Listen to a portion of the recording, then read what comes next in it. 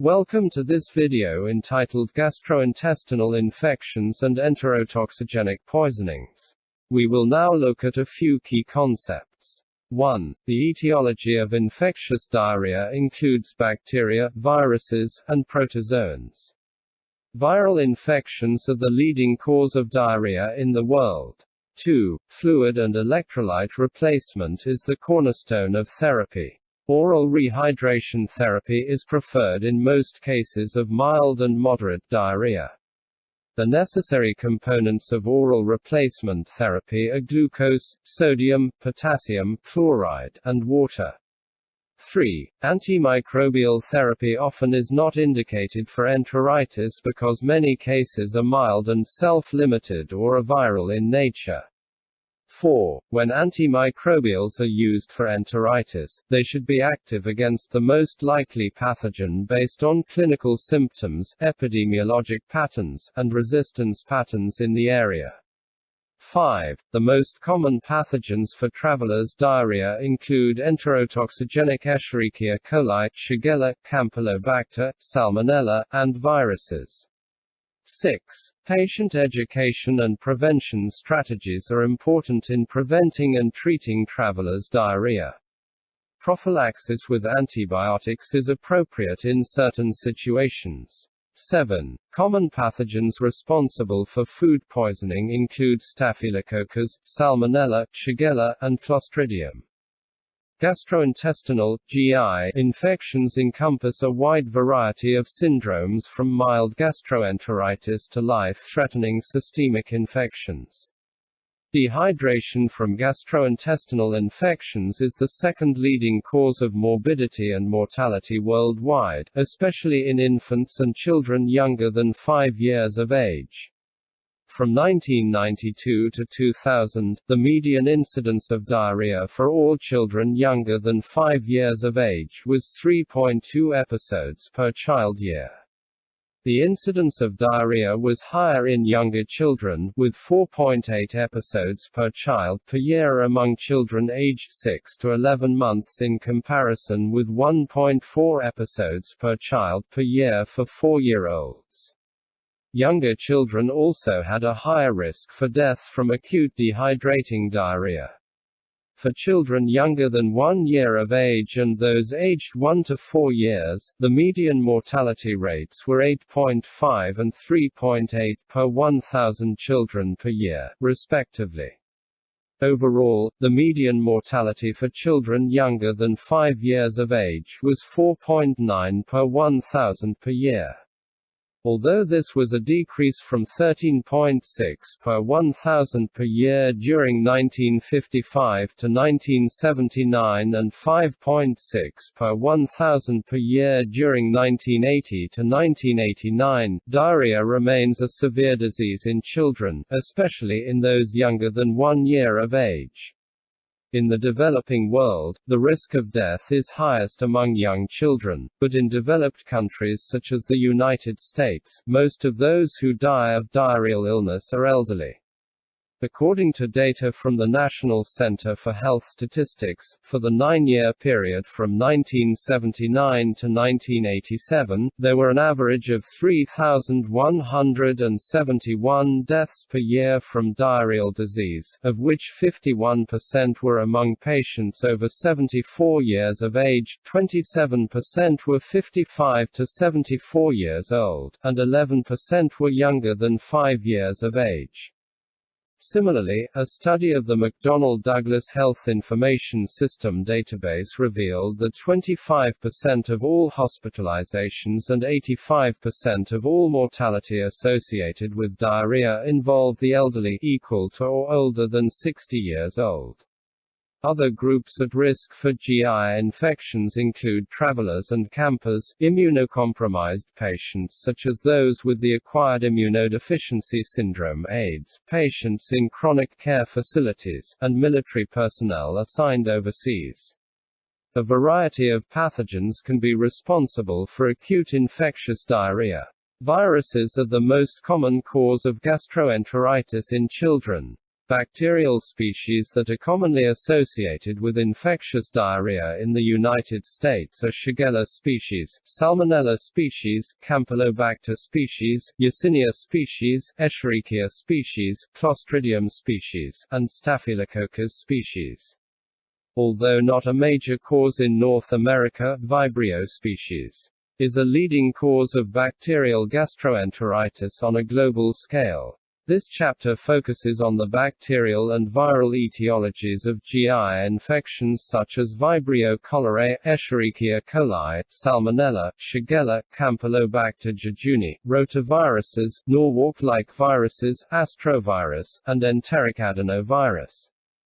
Next we will look at the epidemiology. Several U.S. population-based studies have estimated the prevalence of acute GI infections and the burden of illness resulting from acute diarrhea.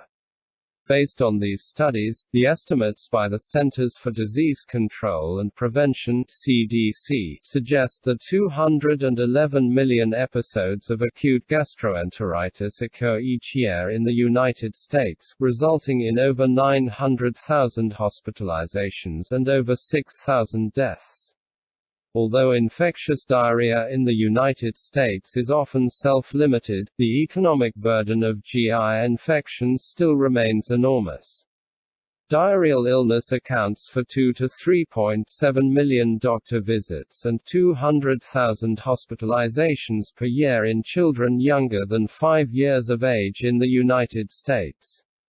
The cost per diarrhea episode resulting in a physician visit in children younger than 5 years of age is estimated to be approximately $290. This extrapolates to a cost of over $2 billion per year for children younger than 5 years of age.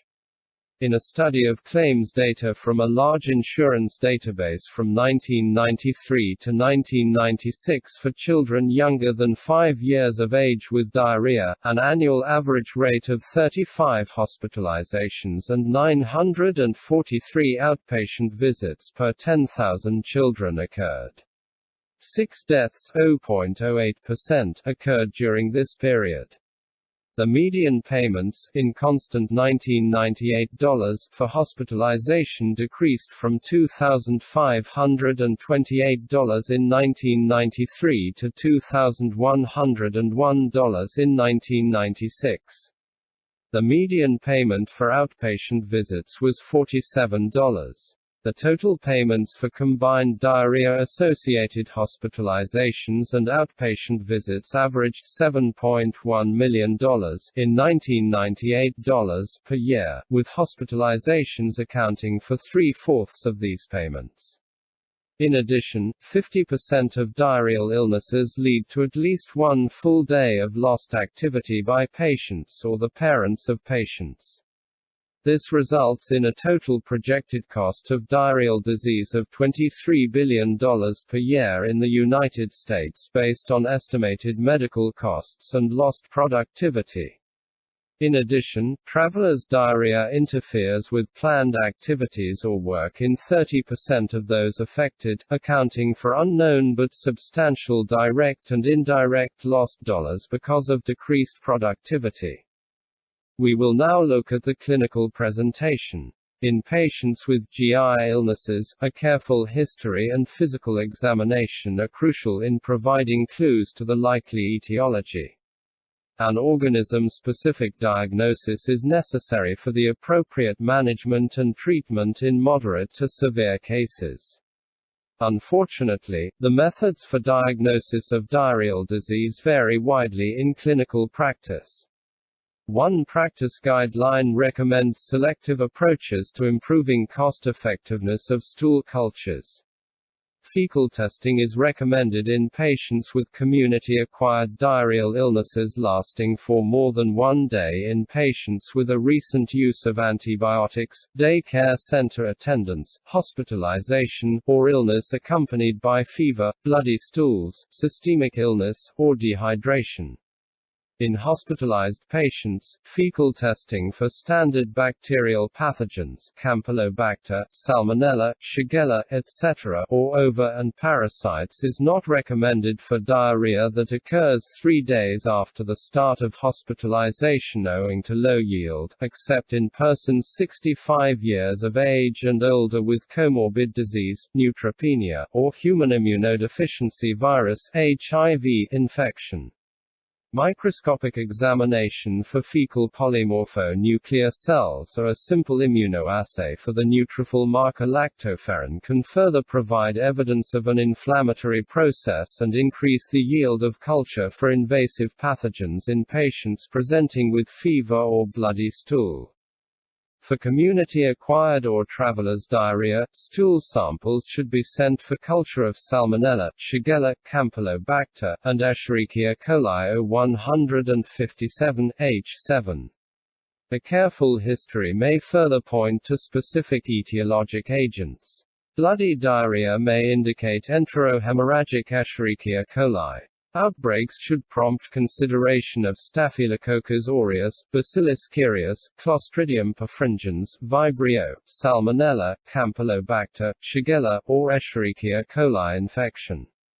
Ingestion of inadequately cooked seafood should increase suspicions for infections with Vibrio or Norwalk-like viruses.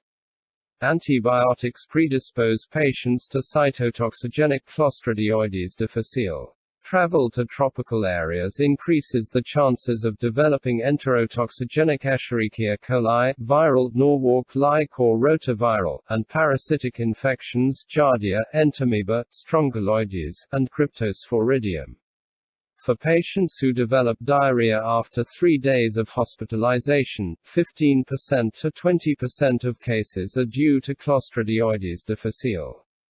This suggests that in hospitalized patients, especially in those who are exposed to antimicrobial therapy or chemotherapy, the stool specimen should be tested for Clostridioides difficile toxin or toxins.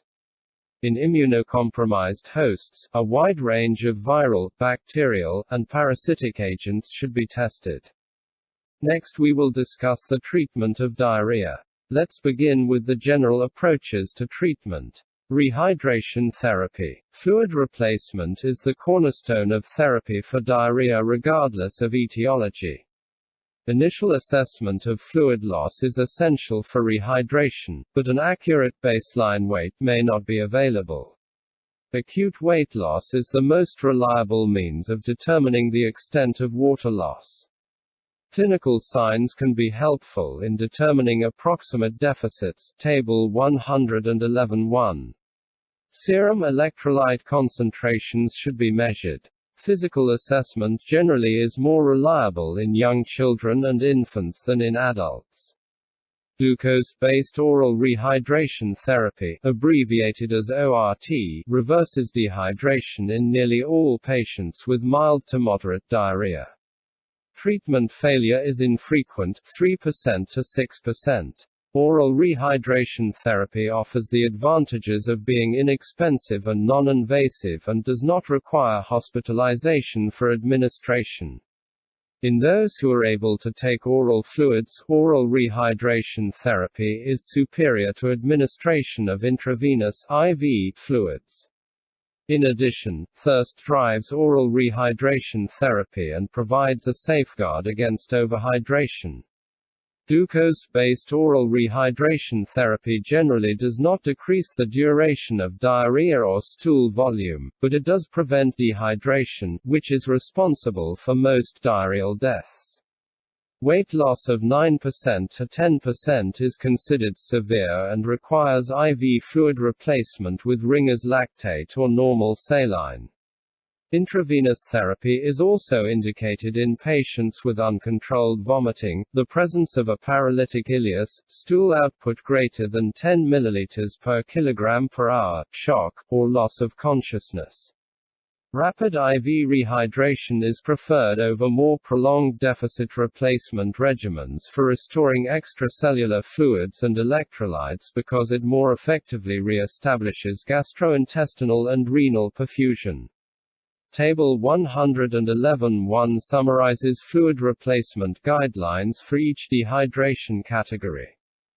The necessary components of oral rehydration therapy solutions include glucose, sodium, potassium, chloride, and water, as shown in Table 111.2. Oral rehydration therapy takes advantage of glucose-coupled sodium transport in the small bowel. Glucose enhances sodium and subsequently water transport across intestinal walls. Glucose concentrations greater than 5% may produce an osmotic diarrhea. Low osmolarity oral rehydration therapy solutions, rice or cereal-based, reduce the diarrhea stool number, volume, and frequency, as well as the duration of diarrhea and the oral rehydration therapy solution volume requirements when compared with isotonic high-glucose oral rehydration therapy solutions similar to the World Health Organization (WHO) formulation. The efficacy of rice-based oral rehydration therapy solutions may be a result in part of their hypertonicity, which promotes intestinal water absorption. Also, slow rice hydrolysis allows some rice glucose absorption to take place before hydrolysis occurs. Starch and simple proteins provide more cotransport molecules with a lower intraluminal osmotic load, thus increasing fluid and electrolyte uptake by enterocytes and reducing stool losses. Therefore, a large carbohydrate load can be given with rice solutions, resulting in a greater nutritional advantage. Amylase-resistant starch added to standard oral rehydration therapy solutions shortened the duration of diarrhea in cholera patients as compared with standard oral rehydration therapy solutions and rice-based oral rehydration therapy solutions. Human breast milk, cow's milk, glycine, soy fiber formulas, and cereal preparations have been used successfully as rehydration substrates. Sodium content for oral replacement solutions should be between 50 and 90 milliequivalents per liter for initial rehydration. The American Academy of Pediatrics (AAP) recommends rehydration with a more electrolyte-concentrated rehydration phase and a subsequent maintenance phase using the more dilute solutions and larger volume. See Table 111.1. In children with vomiting and diarrhea, oral rehydration therapy may be given as 5 ml every 2 to 3 minutes in a teaspoon or oral syringe. Nasogastric administration of oral rehydration therapy is an alternative method of administration in a child with persistent vomiting. Maintenance rehydration requires sodium concentrations between 40 and 60 milliequivalents per liter. Oral rehydration therapy solutions with high sodium content may be alternated with water if a low sodium fluid is not available. The maintenance phase should provide 100 to 150 milliliters per kilogram per day plus additional replacement for stool losses.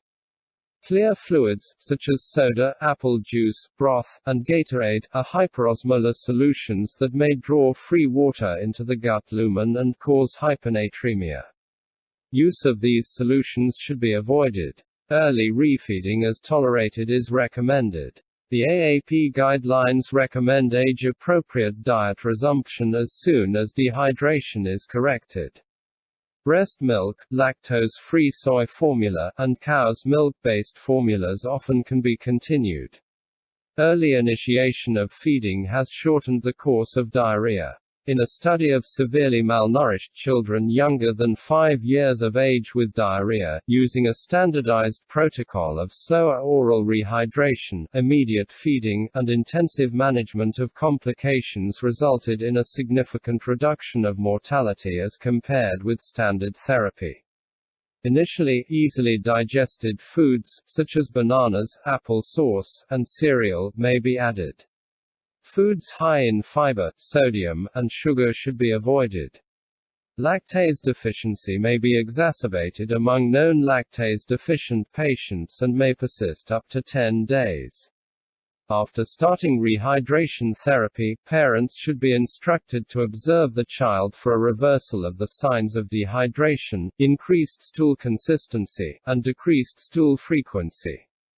If oral rehydration therapy is not improving the fluid status and the patient continues to produce frequent, large-volume watery stools, close supervision with medical support is justified.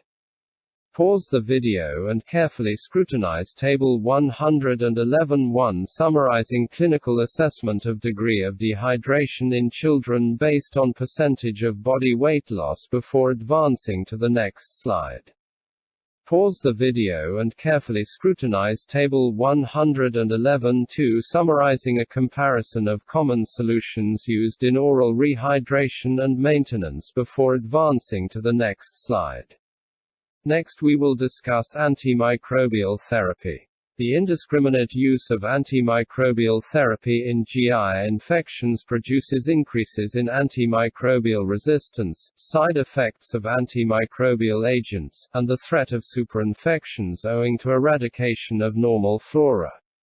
Increasing fluoroquinolone resistance in Campylobacter and multidrug resistance in Salmonella species worldwide reinforce the importance of local resistance patterns in making decisions about antimicrobial therapy. Knowledge of the local patterns of susceptibility can guide the initial choice of antibiotic, but the appropriate choice ultimately depends on isolation of pathogens from recent clinical specimens. To decrease resistance, antibiotics should be prescribed judiciously in addition to adoption of prudent infection control measures. Antibiotics are not essential in the treatment of most mild diarrheas, and empirical therapy for acute GI infections may result in courses of unnecessary antibiotics. However, appropriate antibiotic therapy has been shown to shorten illness and reduce morbidity in some bacterial cholera, Enterotoxigenic Escherichia coli, Shigellosis, Campylobacteriosis, Yersiniosis infections and can be life-saving in invasive infections, Clostridioides difficile, Salmonellosis. Antibiotic treatment also reduces the duration and shedding of organisms in infections with susceptible Shigella species and possibly in infection with susceptible Campylobacter species. It is also important to note that outcomes of some bacterial diarrheal illnesses may be worsened by the use of antibiotics. Antibiotic treatment may prolong asymptomatic carriage of Salmonella. In patients infected with Escherichia coli stratum 0-157, use of an antimicrobial agent may worsen the risk of hemolytic uremic syndrome, abbreviated as HUS, which is defined by the triad of acute renal failure, thrombocytopenia, and microangiopathic hemolytic anemia, by increasing the production of sugar-like toxin. Table 111.3 summarizes antibiotic recommendations, and further details in the treatment of specific infections are discussed in appropriate sections. Next we will discuss the antimotility agents. Agents that inhibit peristalsis such as diphenoksalate and loperamide are contraindicated in most toxin-mediated diarrheal illnesses, enterohemorrhagic Escherichia coli, pseudomembranous colitis, Shigellosis. Slowing of fecal transit time is thought to result in extended toxin-associated damage. On the other hand, in traveler's diarrhea, a combination of appropriate antibiotics and loperamide controls symptoms within 10 hours. Pause the video and carefully scrutinize Table 111.3 summarizing recommendations for antibiotic therapy before advancing to the next slide.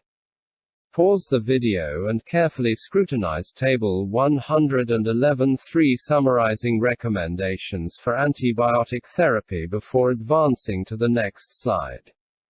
We will now discuss prevention of gastrointestinal infections. Many diarrheal diseases can be prevented by following simple rules of personal hygiene and safe food preparation. Handwashing with soap is instrumental in preventing the spread of illness and should be emphasized for caregivers and persons with diarrheal illnesses. Safe food handling and preparation practices can decrease the incidence of certain types of enteric infections significantly. The public health measures of improved water supply and sanitation facilities and the quality control of commercial products are very important for the control of the majority of enteric infections. Reporting suspected outbreaks and cases of notifiable illness to local health authorities is vital to allow measures to be taken to investigate threats of enteric infection arising from increasingly global and industrialized food supplies. The reporting of specific infectious diseases to the appropriate public health authorities is the cornerstone of public health surveillance, outbreak detection, and prevention and control efforts. Vaccines also may be used to boost specific immune processes directed against the bacteria themselves or against adherence appendages, cytotoxins, or enterotoxins. Currently available vaccines for typhoid fever in the United States are the parenteral Vi-capsular polysaccharide vaccine, the oral live attenuated Ty21A vaccine, and the older heat phenol inactivated parenteral vaccine. Only the older parenteral cholera vaccine is licensed for use in the United States, but it is not recommended owing to the low risk of cholera to the traveler and the limited efficacy of the vaccine. New oral live and killed vaccines are licensed outside the United States and are used by some travelers. The rotavirus vaccine, although effective, has presented complications in the form of rare cases of intersusceptions. It is no longer marketed and thus is not recommended. Let's now discuss patient assessment. Appropriate follow-up care of patients with acute diarrhea is based on successful restoration of fluid losses. The clinical signs and symptoms, see Table 111(1), that led to the diagnosis also can indicate adequate rehydration and should be assessed frequently. Because oral rehydration therapy is now preferred, routine laboratory testing often is unnecessary. Electrolytes should be measured in those receiving parenteral fluids, when oral replacement fails, or when signs of hyponatremia or hyperkalemia are present. Follow-up stool samples to ensure complete evacuation of the infecting pathogen may be necessary only in patients at high risk to initiate or contribute to a community outbreak. All patients should be monitored for complications associated with the infecting pathogen, resolution of the diarrhea, and adverse reactions to the pharmacologic agents used. One panel suggests prompt discharge of hospitalized children when rehydration is achieved, IV fluids have not been required, oral intake equals or exceeds losses, or adequate family education and medical follow-up are ensured. For most patients, discharge can occur in 16 to 24 hours. Next we will look at bacterial infections. Bacterial agents are important causes of GI infections, and syndromes caused by these pathogens are better understood than viral gastroenteritis.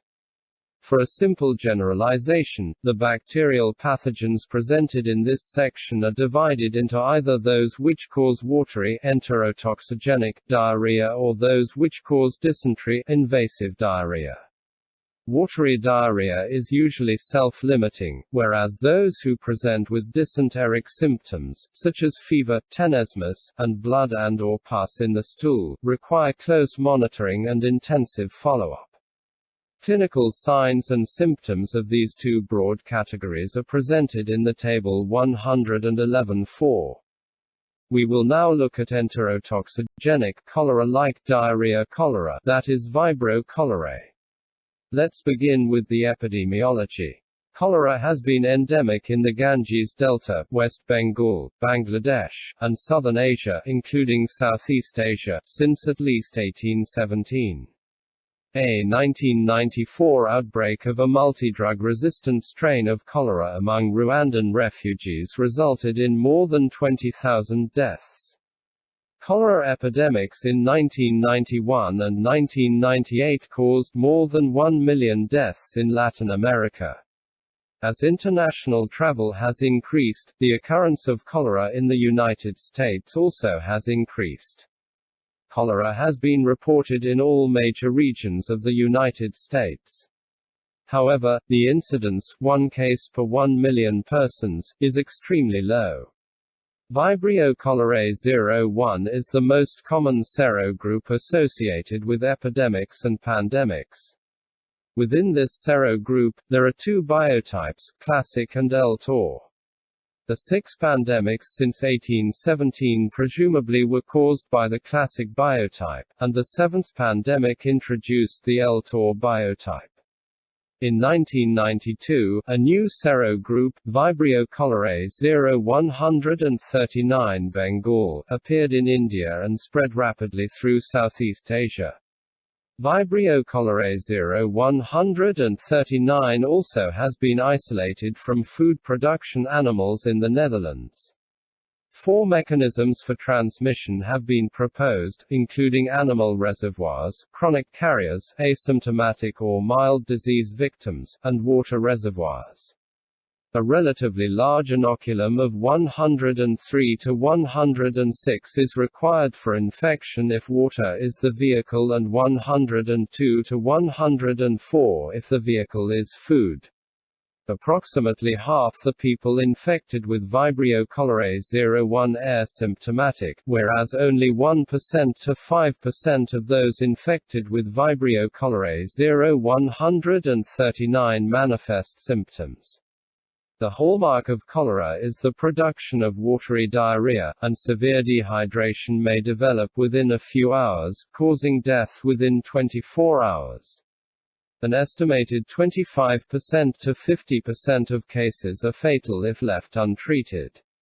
The prevention of cholera transmission depends on the provision of clean drinking water and public sanitation, which is difficult in impoverished developing countries.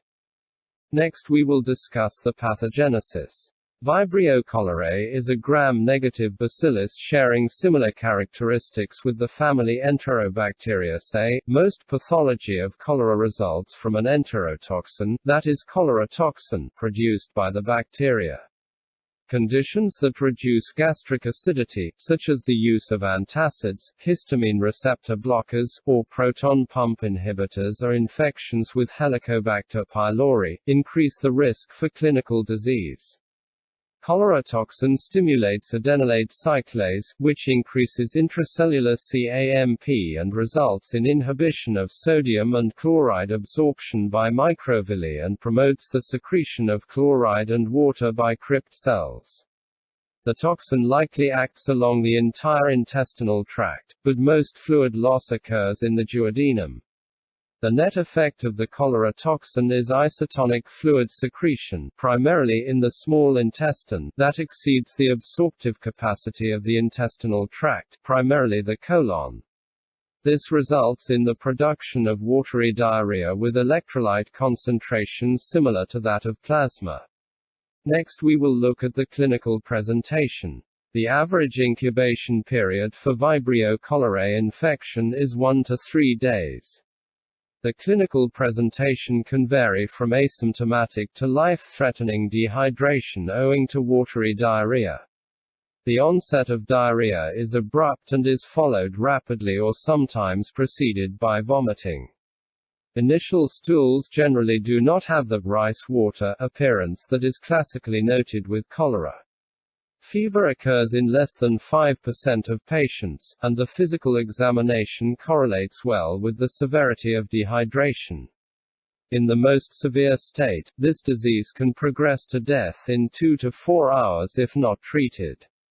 In some cases, fluid accumulates within the intestinal lumen causing abdominal distension and ileus and may cause intravascular depletion without diarrhea. Patients may lose up to 1 liter of isotonic fluid every hour. Laboratory abnormalities such as increased packed red blood cell volume and total protein, magnesium, and calcium levels are a result of hemoconcentration.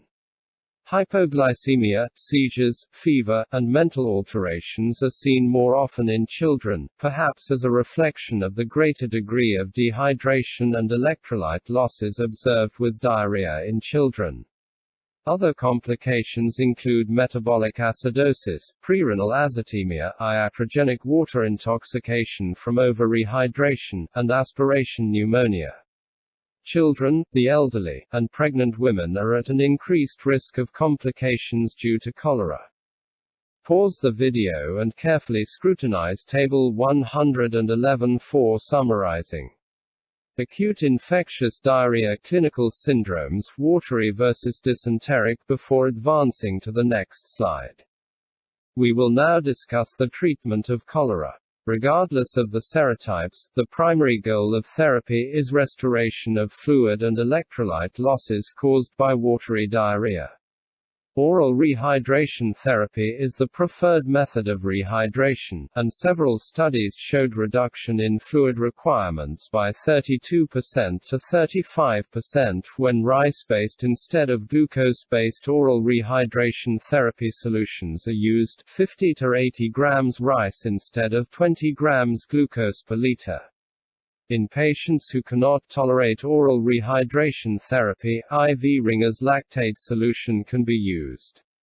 Normal saline is not recommended because it does not correct metabolic acidosis. After rehydration, maintenance fluid is given based on accurate recording of intake and output volumes. Antibiotics shorten the duration of diarrhea, decrease fluid loss, and shorten the duration of the carrier state. Table 111.3 provides recommendations on antibiotic selection. There appears to be substantial mobility in genetic elements encoding antibiotic resistance in Vibrio cholerae, and the drug resistance patterns may change between outbreaks. For example, 139 strains isolated during 1992 and 1993 showed a trend toward increased resistance to trimethoprim sulfamethoxazole, but those isolated in India during 1996 and 1997 showed susceptibility to the same agent. A single dose of doxycycline is the preferred agent, especially in endemic areas, although it has been associated with prolonged fecal excretion of bacteria. In children younger than 7 years of age, trimethoprim sulfamethoxazole, erythromycin, and furazolidone are preferred. In pregnant women, erythromycin or furazolidone can be used. In areas of high tetracycline resistance, fluoroquinolones such as ciprofloxacin are effective. Ciprofloxacin has been studied more extensively than other fluoroquinolones. The manufacture of the only licensed whole-cell cholera vaccine in the United States has been discontinued. 2 vaccines are available in other countries. These are oral vaccines. Dukoral consists of killed Vibrio cholerae organisms and the cholera B subunit, and Orachol is an avirulent mutant of Vibrio cholerae strain CVD103HGR. Both vaccines are effective in field trials and volunteer studies, but their cost-effectiveness in endemic settings is uncertain. The WHO does not require vaccination for international travel to or from endemic areas because the series of 2 injections is effective in only 50% of people and immunity wanes in 6 months or less. It is more cost-effective to provide counseling about avoiding risks. Next we will discuss Escherichia coli. Let's begin with its epidemiology. Escherichia coli is a gram-negative bacillus commonly found in the human GI tract. It is divided into 5 groups based on pathogenic features of diarrheal disease and toxin production. Enterotoxigenic Escherichia coli, abbreviated as ETEC, enteroinvasive Escherichia coli, abbreviated as EIEC, enteropathogenic Escherichia coli, abbreviated as EPEC, enteroadhesive Escherichia coli, abbreviated as EAEC, and enterohemorrhagic Escherichia coli, abbreviated as EHEC. The most common group is enterotoxigenic Escherichia coli. It accounts for about half of all cases of Escherichia coli diarrhea and for more than 79,000 cases in the United States each year. Enterotoxigenic Escherichia coli is incriminated as being the most common cause of travelers' diarrhea and a common cause of food and water-associated outbreaks. Enteroadhesive Escherichia coli strains are also important causes of travelers' diarrhea in Mexico and North Africa. However, unlike enterotoxigenic Escherichia coli, enteroadhesive Escherichia coli produces diarrhea more commonly in developing populations in association with persistent diarrhea equal to or longer than 14 days. Enteropathogenic Escherichia coli infection is primarily a disease of children younger than 2 years of age in the developing world. The reason for the relative resistance of adults and older children is not known.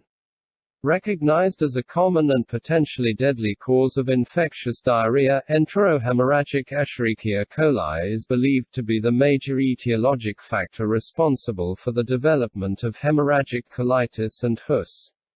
The CDC estimates the annual disease burden of E. coli 0157 H7 in the United States to be more than 20,000 infections and as many as 250 deaths, but the failure of many clinical laboratories to screen for this organism greatly complicates any estimates. In the United States, serotype 0157 H7 causes 50% to 80% of all enterohemorrhagic Escherichia coli infections, but in the Southern Hemisphere, such as Argentina, Australia, Chile, and South Africa, non-0157 H7 serotypes are often more important. Transmission usually occurs via food and water, and outbreaks have been associated with undercooked ground beef. Reports of enterohemorrhagic Escherichia coli enteritis continue to increase. Entero-invasive Escherichia coli strains are biochemically, genetically, and pathogenetically related closely to Shigella species and cause a disease similar to Shigella-like dysentery. We will now move on to the pathogenesis. Enterotoxigenic Escherichia coli are capable of producing two plasmid-mediated enterotoxins, heat labile toxin, abbreviated as HLT, and heat-stable toxin, abbreviated as HST. The cholera-like toxin, heat labile toxin, has two subunits, A and B, that have similar antigenic properties and action on the gut mucosa. The net effect of this toxin on the mucosa is production of a cholera-like secretory diarrhea. Heat-stable toxin is non-antigenic and has a low molecular weight. Heat-stable toxin has a rapid onset of action and probably acts only on the small intestine. The mode of pathogenesis of the non-enterotoxigenic Escherichia coli varieties is less well understood. The hallmark histopathologic lesion of EPEC infection is the effacing of microvilli and intimate adherence between the bacterium and the epithelial cell membrane. Enteroadhesive Escherichia coli adheres to intestinal mucosal HEP2 cells, eliciting mucus production and bacterial biofilm layering. The final step in the pathogenesis of enteroadhesive Escherichia coli is cytotoxin elaboration from the organism, causing damage to intestinal cells. This can result in persistent diarrhea equal to or longer than 14 days.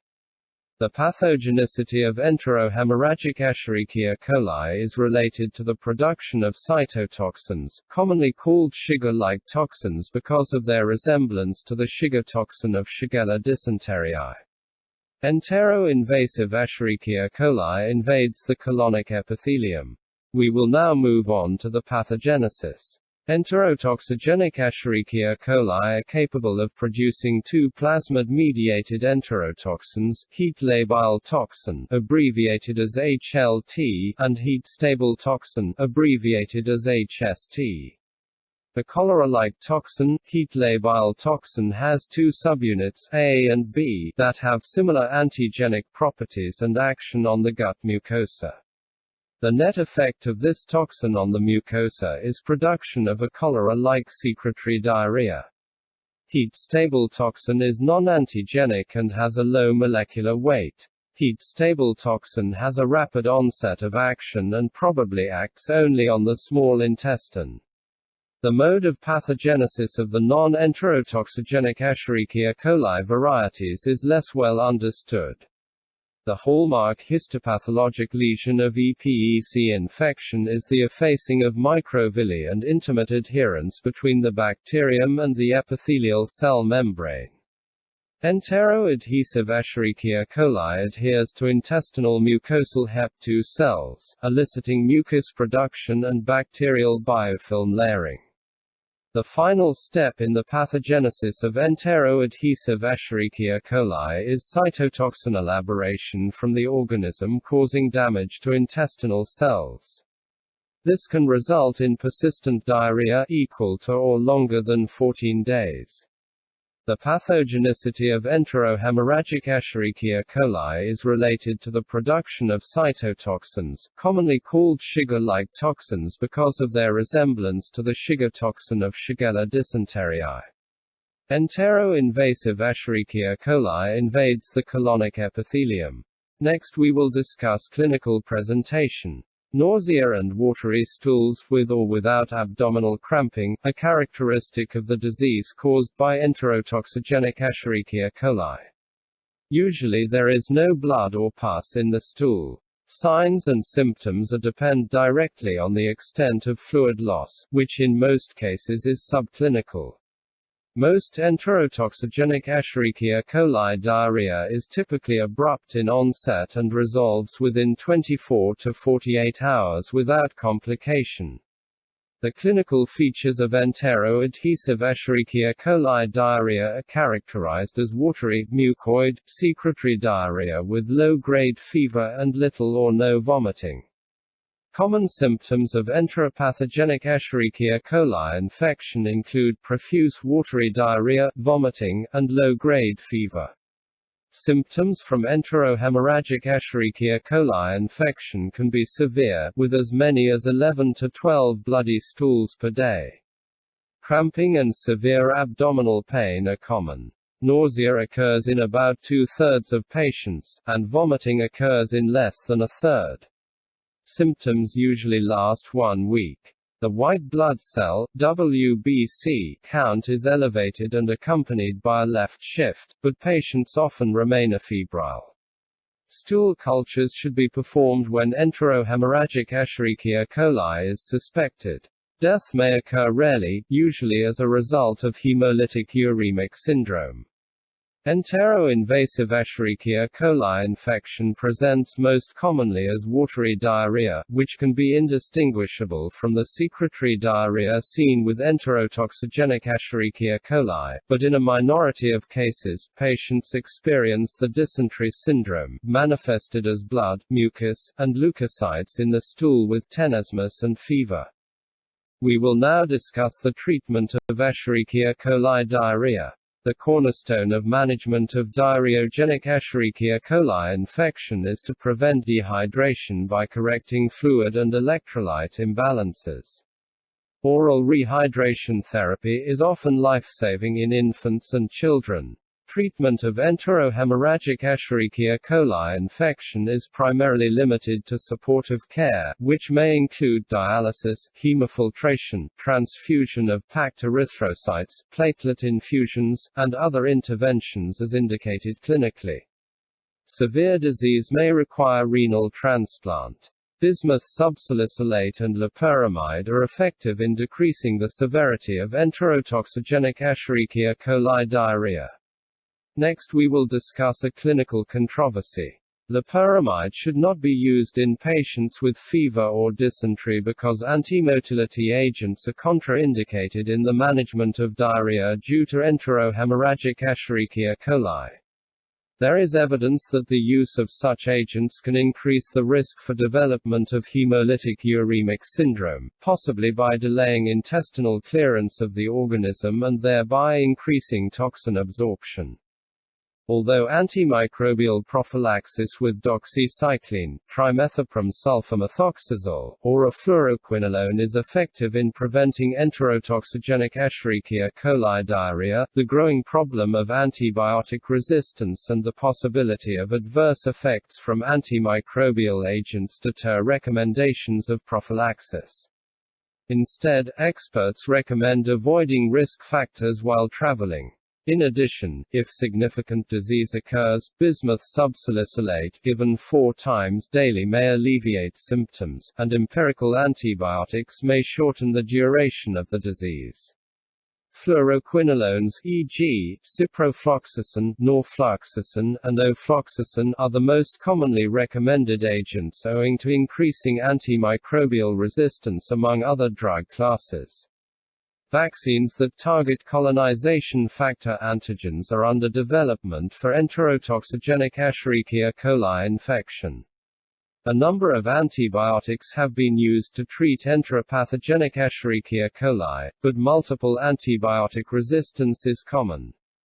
The use of antibiotics remains controversial in enterohemorrhagic Escherichia coli infection. The use may be harmful owing to lysis of bacteria leading to increased release of toxin and alteration of normal intracolonic bacterial flora, thereby increasing the systemic absorption of the toxin. Next we will discuss pseudomembranous colitis, Clostridioides difficile. Epidemiology. Pseudomembranous colitis was first reported in 1893 and was associated with antibiotic therapy in 1955. Although described in the pre-antibiotic era, the incidence increasingly has been associated with antibiotic administration. Clostridioides difficile is thought to be the cause in 10% to 20% of patients experiencing antibiotic-associated diarrhea, 50% to 75% of those with antibiotic-associated colitis, and greater than 90% of those with antibiotic-associated pseudomembranous colitis. It is also the most common cause of nosocomial diarrhea, infecting 16% to 20% of inpatients, 1/3 of whom are symptomatic. The incidence of intestinal colonization is variable, ranging from 30% to 70% in infants to 3% to 5% in healthy adults. The relationship between the colonized state and active disease is poorly understood. Many people are colonized with the bacteria yet do not go on to develop pseudomembranous colitis. It occurs most often in high-risk groups, such as the elderly, debilitated patients, cancer patients, surgical patients, any patient receiving antibiotics, patients with nasogastric tubes, and patients who frequently use laxatives.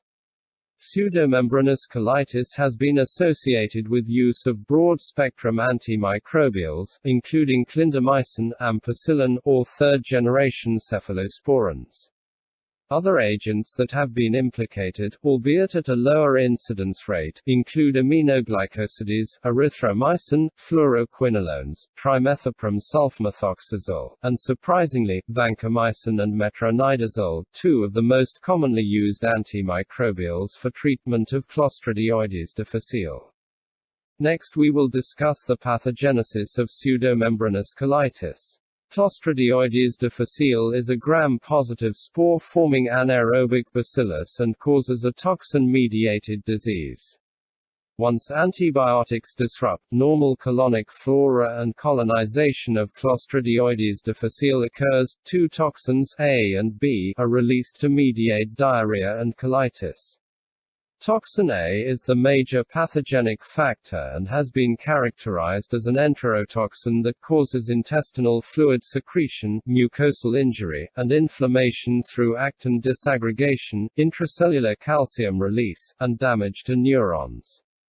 Toxin B is a non-enterotoxic cytotoxin that causes depolymerization of filamentous actin and mediates more potent damage to human colonic mucosa than toxin A initially. Raised white and yellowish plaques form, and the surrounding mucosa may be inflamed. With progression of disease, these pseudomembranous plaques become enlarged and scattered over the colorectal mucosa. We will now discuss the clinical presentation of pseudomembranous colitis. Clostridioides difficile infection may cause a spectrum of disease from mild antibiotic-associated diarrhea to pseudomembranous enterocolitis. In colitis without pseudomembrane formation, patients present with malaise, abdominal pain, nausea, anorexia, watery diarrhea, low-grade fever, and leukocytosis. Pseudomembranous colitis is characterized by more severe illness with severe abdominal pain, profuse diarrhea, high fever, marked leukocytosis, and classic pseudomembrane formation evident with sigmoidoscopic examination. Symptoms can start a few days after the start of antibiotic therapy or several weeks after antibiotics have been discontinued.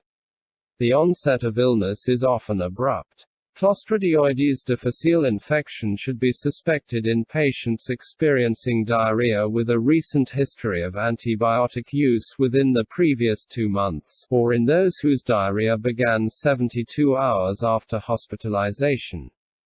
Diagnosis can be established by detection of toxin A or B, stool culture for Clostridioides difficile, or endoscopy. If the stool sample is negative, a second analysis is recommended because the testing sensitivity may be increased with repeat testing. Endoscopy should be reserved for situations where rapid diagnosis is needed, ileus is present, a stool is not available, or other colonic diseases are in the differential diagnosis. We will now discuss the treatment of pseudomembranous colitis. Initial therapy should include discontinuation of the offending agent with a change to an alternative antibiotic if possible. Fluid and electrolyte replacement therapy is necessary. Although diarrhea will resolve in 15% to 23% of patients without therapy, most patients will require antibiotics. Both vancomycin and metronidazole are effective, but metronidazole 250 mg orally 4 times daily is the drug of choice. It is similar to vancomycin in time to resolution of diarrhea, incidence of side effects, and relapse rates. However, it is less expensive than vancomycin, and the concern for vancomycin resistance promotes metronidazole use. Oral vancomycin 125 mg 4 times daily is second-line therapy.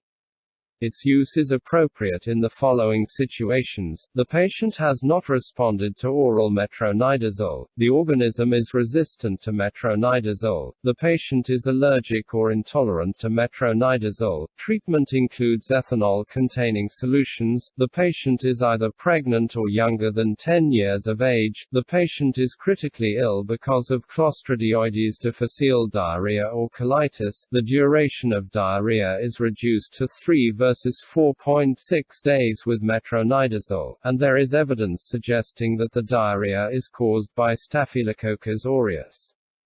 Vancomycin must be administered orally because IV vancomycin does not achieve gut lumen concentrations high enough for effective bacterial elimination. Bacitracin is third-line treatment. In resolving symptoms, 80,000 units of bacitracin orally daily is as effective as vancomycin but is not as effective in eradicating the organism.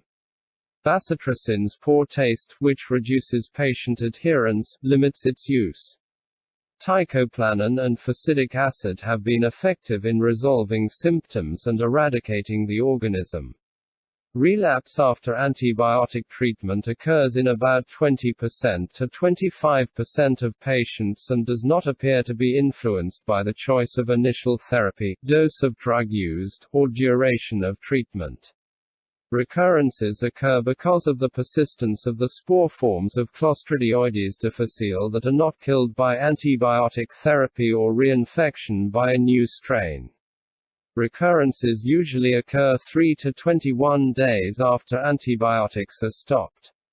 Retreatment with metronidazole or vancomycin at the previous dose for 10 to 14 days generally is successful. The addition of rifampin to vancomycin also has been effective. Vancomycin has been used in combination with anion exchange resins dosed to avoid drug resin binding, and this has been used successfully in a small number of cases.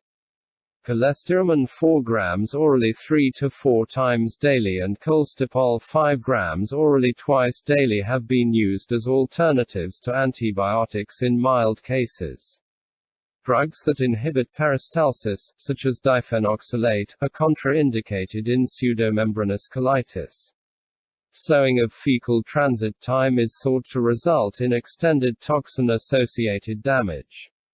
Strict hand-washing and contact precautions are imperative measures in preventing the spread of the organism.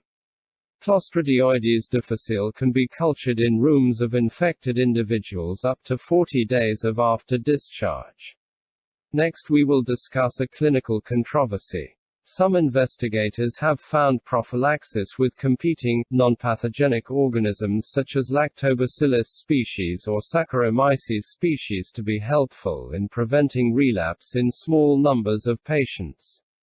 It is thought that these organisms help to restore the natural flora in the gut and make patients more resistant to colonization by Clostridioides difficile.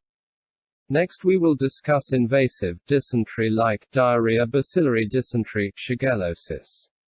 Let's begin with the epidemiology. The Shigella are gram-negative bacilli belonging to the family Enterobacteriaceae. 4 species most often associated with disease are Shigella dysenteriae type 1, Shigella flexneri, Shigella boydii, and Shigella sunnae. The Shigellae have worldwide distribution, with regional differences in prevalence of subgroups responsible for disease. For example, in the United States, the common causes of shigellosis are Shigella sunnae and Shigella flexneri. Cases caused by other Shigellae are successfully acquired successfully during travel to developing countries. Because of overuse of antibiotics in human and animal feed, Southeast Asia and India have higher levels of resistance. Poor sanitation, poor personal hygiene, inadequate water supply, malnutrition, and increased population density are associated with an increased risk of Shigella gastroenteritis epidemics, even in developed countries. Most cases result from fecal-oral transmission. A few well-documented food and water-associated outbreaks have been reported. Peak incidence in the United States is in late summer. Estimates indicate that 450,000 cases of shigellosis occur in the United States and that 165 million cases occur in the world annually, resulting in over 1 million deaths worldwide each year. Shigellosis is primarily a disease of children, with the highest incidence between the ages of 6 months and 5 years. Infection among infants is uncommon, and only a third of all cases occur in adults. Next we will discuss the pathogenesis. Ingestion of as few as 10 to 200 viable organisms of the Shigella species causes disease in healthy adults, explaining the ease with which the disease is transmitted from person to person. The bacteria multiply and spread within the submucosa of the small bowel, but they rarely extend beyond the mucosa. Penetration of the mucosa is conferred genetically by large invasion plasmids, and results in distortion of the crypts, death to intestinal epithelium causing focal ulceration, sloughing of mucosal cells, bloody mucoid exudate into the gut lumen, and submucosal accumulation of inflammatory cells with microabscess formation. Microabscesses eventually may coalesce, forming larger abscesses. Infection frequently involves the entire colon. In addition to the virulence characteristics of invasiveness, Shigella dysenteriae type 1 and, to lesser degree, Shigella flexneri and Shigella sunnae produce a cytotoxin, or Shiga toxin, the pathogenic role of which is unclear, although it is thought to damage endothelial cells of the lamina propria, resulting in microangiopathic changes that can progress to hemolytic uremic syndrome. Watery diarrhea commonly precedes the dysentery and may be a result of these toxins. Next we will discuss the clinical presentation. Initial signs and symptoms include abdominal pain, cramping, and fever followed by frequent watery stools. Within a few days, patients experience a decrease in fever, severe abdominal pain, and tenderness prior to the development of bloody diarrhea and other signs of dysentery. See Table 111-4. Stools are often greenish in color and contain leukocytes. Fluid and electrolyte losses may be significant, particularly in infants and elderly patients. In the early stages of the disease, stool cultures are positive. A rapid diagnostic test kit that uses DNA amplification by the polymerase chain reaction (PCR) is also available. If left untreated, bacillary dysentery usually lasts about 1 week, range 1 to 30 days. Complications are unusual but may include severe dehydration, generalized seizures, septicemia, toxic megacolon, perforated colon, arthritis, protein-losing enteropathy, and hemolytic uremic syndrome. Mortality is rare, but it may be more likely with Shigella dysenteriae type 1. Less than 3% of persons who are infected with Shigella flexneri will later develop Reiter's syndrome, characterized by pains in the joints, irritation of the eyes, and painful urination. This can lead to chronic arthritis. Next we will discuss the treatment of bacillary dysentery. Shigellosis. Shigellosis is usually a self-limiting disease. Most patients recover in 4 to 7 days, although 10% may experience a recurrence. Oral fluid and electrolyte replacement is the foundation of treatment. Dysentery is not generally associated with significant fluid loss. However, intravenous fluid replacement therapy may be necessary, especially in children and the elderly. Owing to the self-limiting nature of the illness and rapid development of antimicrobial resistance on completion of therapy, antibiotic treatment is reserved for the elderly and infirmed, those who are immunocompromised, children in daycare centers, malnourished children, and healthcare workers. Antibiotics shorten the period of fecal shedding and attenuate the clinical illness. The choice of agent depends on location. See Table 111-3. For infections acquired in the United States, the agent of choice is trimethoprim sulfamethoxazole, only 4% resistance. For infections acquired outside the United States, the agents of choice are ciprofloxacin, norfloxacin, and azithromycin. Antimotility agents such as difenoxylate are not recommended because they can worsen bacillary dysentery and could be involved in the development of toxic dilatation of the colon. Oral vaccines currently in development contain attenuated strains of Shigella and provide protection against shigellosis in human challenges. Next we will discuss salmonellosis. Let's begin with its epidemiology. Salmonella species are gram-negative bacilli belonging to the family Enterobacteriaceae. As a result of DNA hybridization experiments, the classification and nomenclature of Salmonella species have been changing, causing much confusion. Owing to a high degree of DNA similarity, all important Salmonella isolates have been classified into a single species, Salmonella choleraesus, with approximately 2,500 different serotypes. Because various serotypes were known formally as species, it has been acceptable to refer to serotypes as species. For example, Salmonella enterica serotype typhi is commonly referred to as Salmonella typhi. Unfortunately, there is also a serotype choleraesus within Salmonella choleraesus. To decrease misunderstanding, a new name, Salmonella enterica, was proposed to replace Salmonella hoericii, and thus much of the current literature uses this name. Specific Salmonella serotypes produce characteristic human disease. For example, S. enterica serotypes typhimurium or enteritidis causes gastroenteritis, whereas serotypes typhi or paratyphi causes enteric fever. Clinical manifestations produced by Salmonella serotypes commonly include acute gastroenteritis, enterocolitis, bacteremia, extraintestinal localized infection, enteric fever, typhoid and paratyphoid fever, and a chronic carrier state.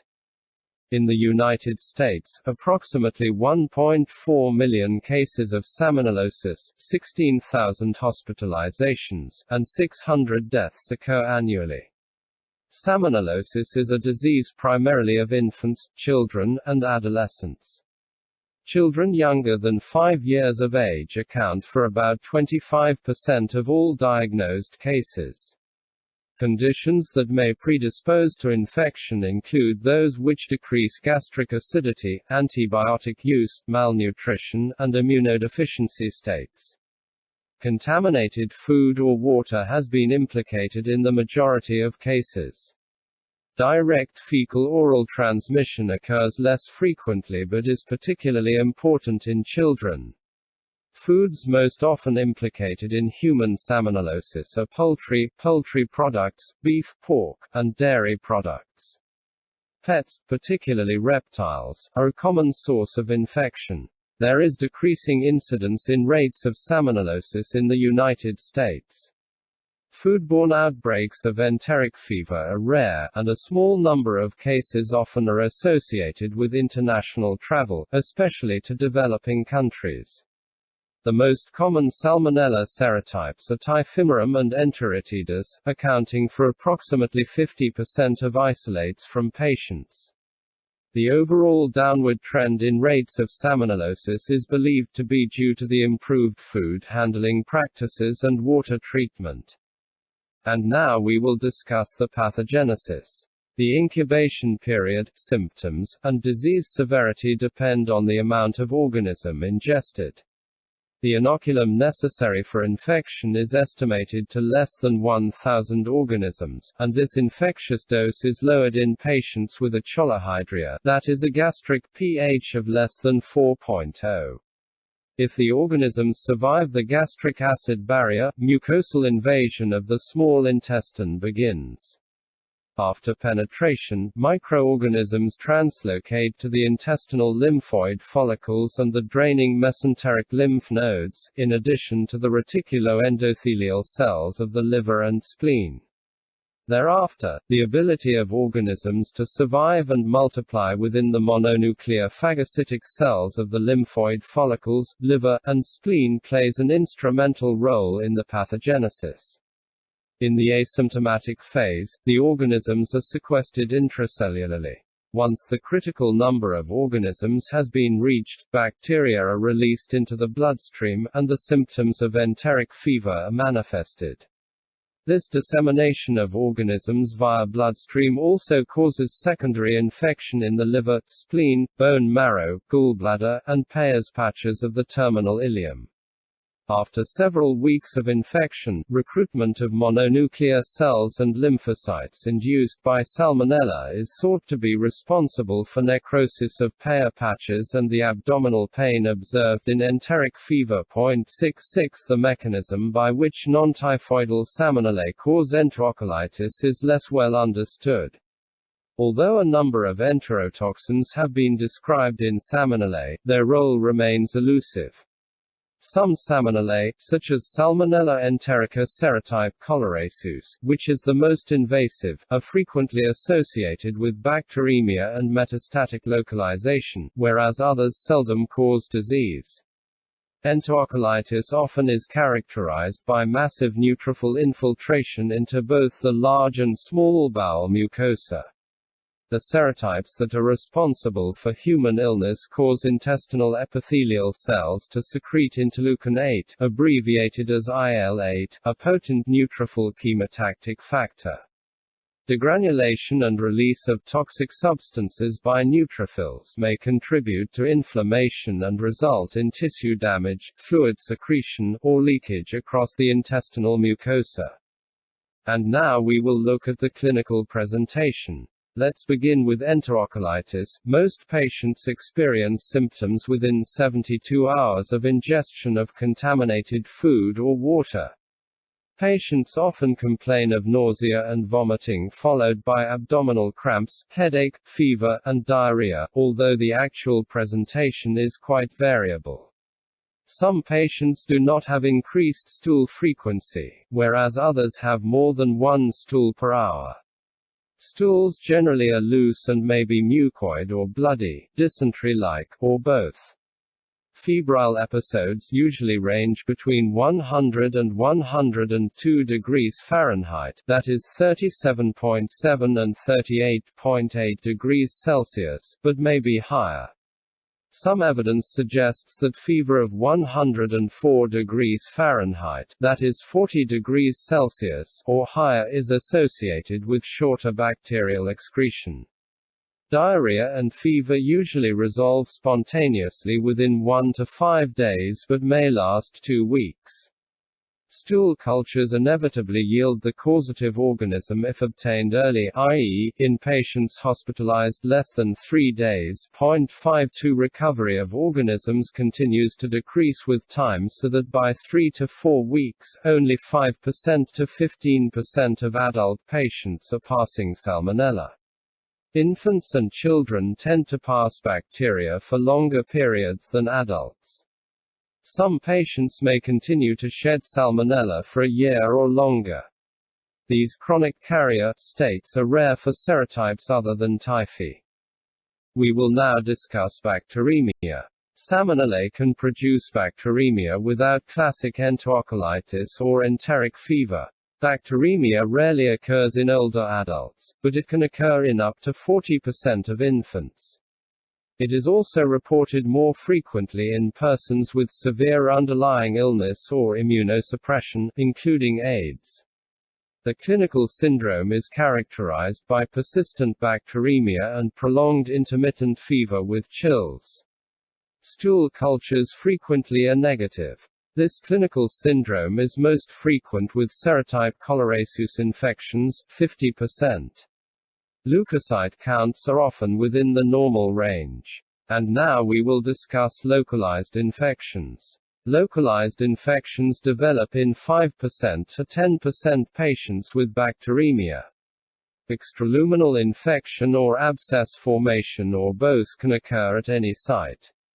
They may follow any of the other syndromes, or they may be the primary presentation. Metastatic infections involve bone, cysts, heart, kidney, liver, lungs, pericardium, spleen, and tumors. The clinical presentation usually is determined by the organ systems involved. Polymorphonuclear leukocyte counts often are elevated. Next we will discuss enteric fever, typhoid and paratyphoid. Enteric fever caused by serotype typhi is called typhoid fever. If caused by any other serotype, it is referred to as paratyphoid fever. The clinical presentations of typhoid fever and paratyphoid fever generally are indistinguishable, although paratyphoid fever tends to be less severe than typhoid fever. The incubation period can range from 10 to 14 days. The onset of symptoms is gradual. Nonspecific symptoms of fever, dull headache, malaise, anorexia, and myalgias are most common. Initially, fever tends to be remittent, but it progresses gradually over the first week to temperatures that are often sustained over 104 degrees Fahrenheit, that is, 40 degrees Celsius. Other frequently encountered symptoms include chills, nausea, vomiting, cough, weakness, and sore throat. Symptoms subside slowly within 4 weeks. Physical examination generally reveals an acutely ill patient. An erythematous maculopapular rash known as rose spots appears primarily on the abdomen in 15% to 50% of patients. The abdomen also may be tender, particularly in the lower quadrants. Hepatomegaly, splenomegaly, or both also may be present in 50% of the cases, and cervical lymph nodes may be enlarged. Anormochromic anemia may develop rapidly without evidence of GI blood loss, although intestinal bleeding may be contributory. Leukopenia may be reflective of a relative decrease in polymorphonuclear leukocytes. WBC counts may range from 1200 to 20,000 cells per millimeter cubed. As many as 1/3 of the patients have elevated levels of the liver enzymes glutamic oxaloacetic transaminase and alkaline phosphatase in serum. About 80% of patients have positive blood cultures. Bacteremia persists in about 1/3 of cases for several weeks if not treated. Intestinal perforation, intestinal hemorrhage, thrombophlebitis, toxemia with circulatory collapse, encephalopathy, and pneumonia all contribute to a fatality rate of 1% to 2%. Without treatment, mortality may be 10%. We will now discuss the treatment of salmonellosis. Let's begin with enterocolitis. Fluid and electrolyte replacement is the primary mode of treatment. Most patients respond well to oral rehydration therapy, since it is a self-limited illness. Antimotility drugs should be avoided because they increase the risk of mucosal invasion and complications. Antibiotic therapy is not indicated in healthy adults. Antibiotics have no effect on the duration of fever or diarrhea, and their frequent use increases the likelihood of resistance and the duration of fecal shedding. Antibiotics should be used in 1. Neonates or infants younger than 6 months of age because young children have an increased risk of complicated infection. 2. Patients with primary or secondary immunodeficiency, such as AIDS or chemotherapy patients. 3. Severely symptomatic patients with fever and bloody diarrhea, and 4. Patients after splenectomy. Susceptibility testing is recommended because many drug-resistant strains of Salmonella have emerged. Recommended antibiotics include the fluoroquinolones, trimethoprim sulfamethoxazole, ampicillin, and third-generation cephalosporins. If susceptibility results are not available, a fluoroquinolone or third-generation cephalosporins should be instituted owing to resistance with trimethoprim sulfamethoxazole and ampicillin. Azithromycin and aztreonam also have been studied and may be used as alternative agents. We will now look at bacteremia and localized infections. Owing to increasing resistance, empirical therapy for life-threatening bacteremia or focal infections following non-typhoidal Salmonella infection should include both a third-generation cephalosporin, such as ceftriaxone 2 grams IV daily, and a fluoroquinolone, ciprofloxacin 500 mg orally twice daily, until the susceptibilities are known. The duration of antibiotic therapy is dictated by the site of infection. Bacteremia without endovascular infection should be treated for 7 to 14 days. In documented or suspected endovascular infection, 6 weeks of intravenous therapy with ampicillin or ceftriaxone is recommended. Chloramphenicol is no longer recommended in patients with endovascular infection owing to high rates of failure. We will now progress to enteric fever, typhoid and paratyphoid. Antibiotic choice is dictated by susceptibility testing. Fluoroquinolones are the drugs of choice for the treatment of enteric fever. A short course of 3 to 5 days is effective in uncomplicated enteric fever, but a minimum of 10 days is recommended in severe cases.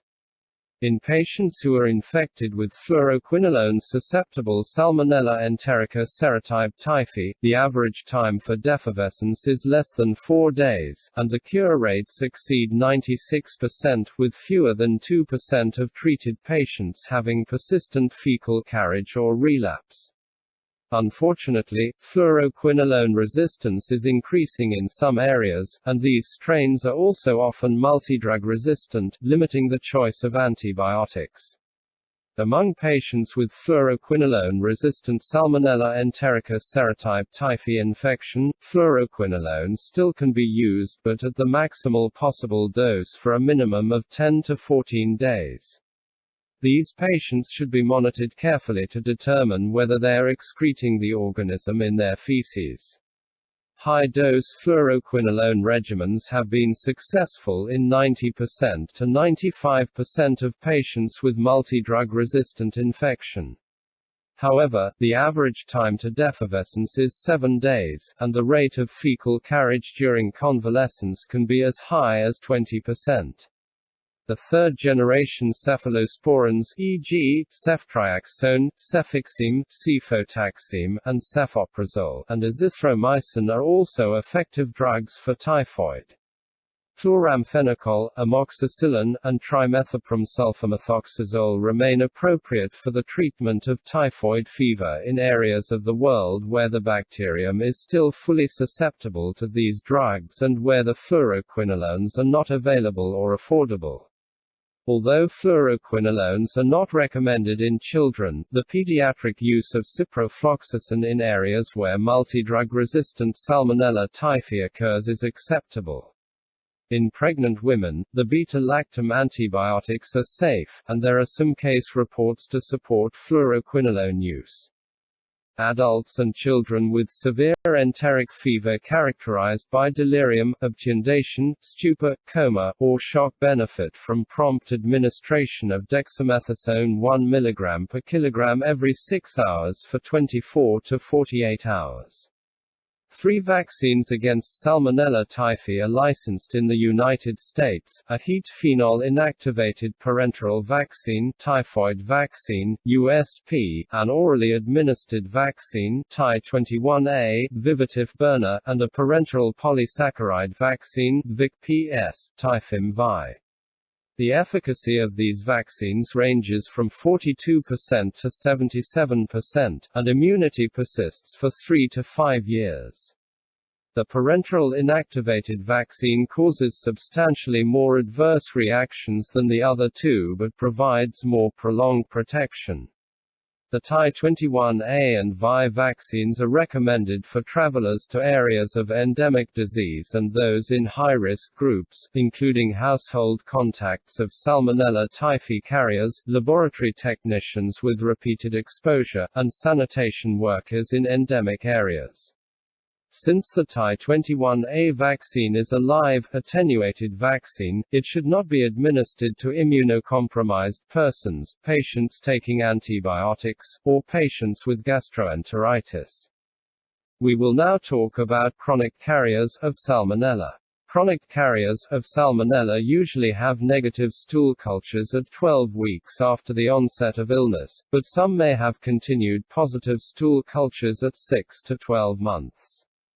Chronic fecal shedding of Salmonella has been associated with chronic biliary infection and cholelithiasis.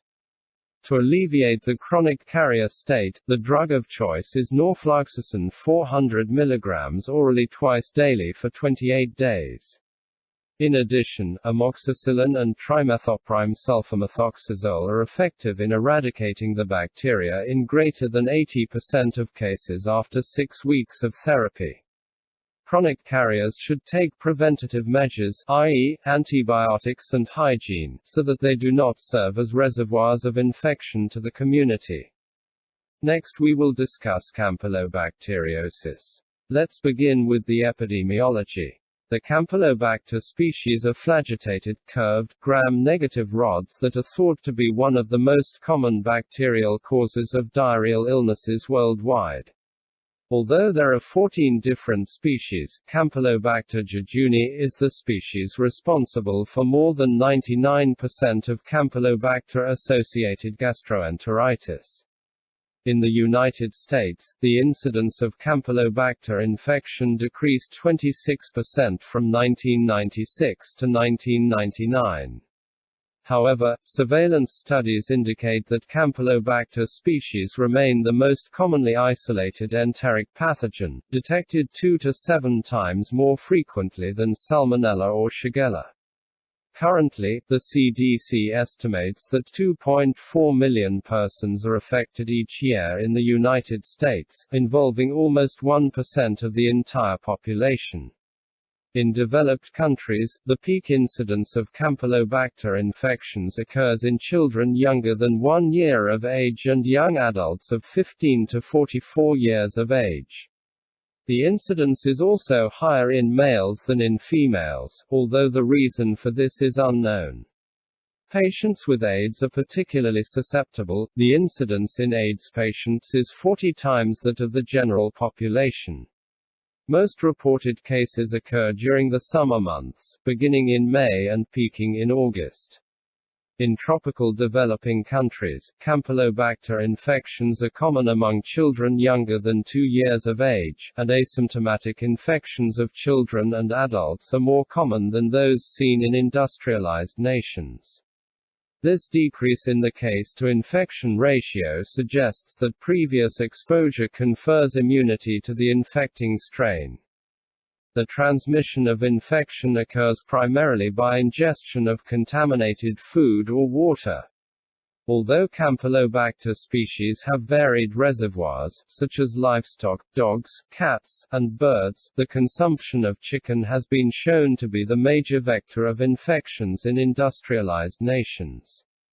Poultry products are nearly always contaminated with Campylobacter species during the slaughtering process, and it is estimated that 1 drop of chicken juice may contain 500 infectious organisms. Although public education emphasizes safe handling and cooking of chicken, it is easy to see how simple errors may result in human illness. We will now look at the pathogenesis.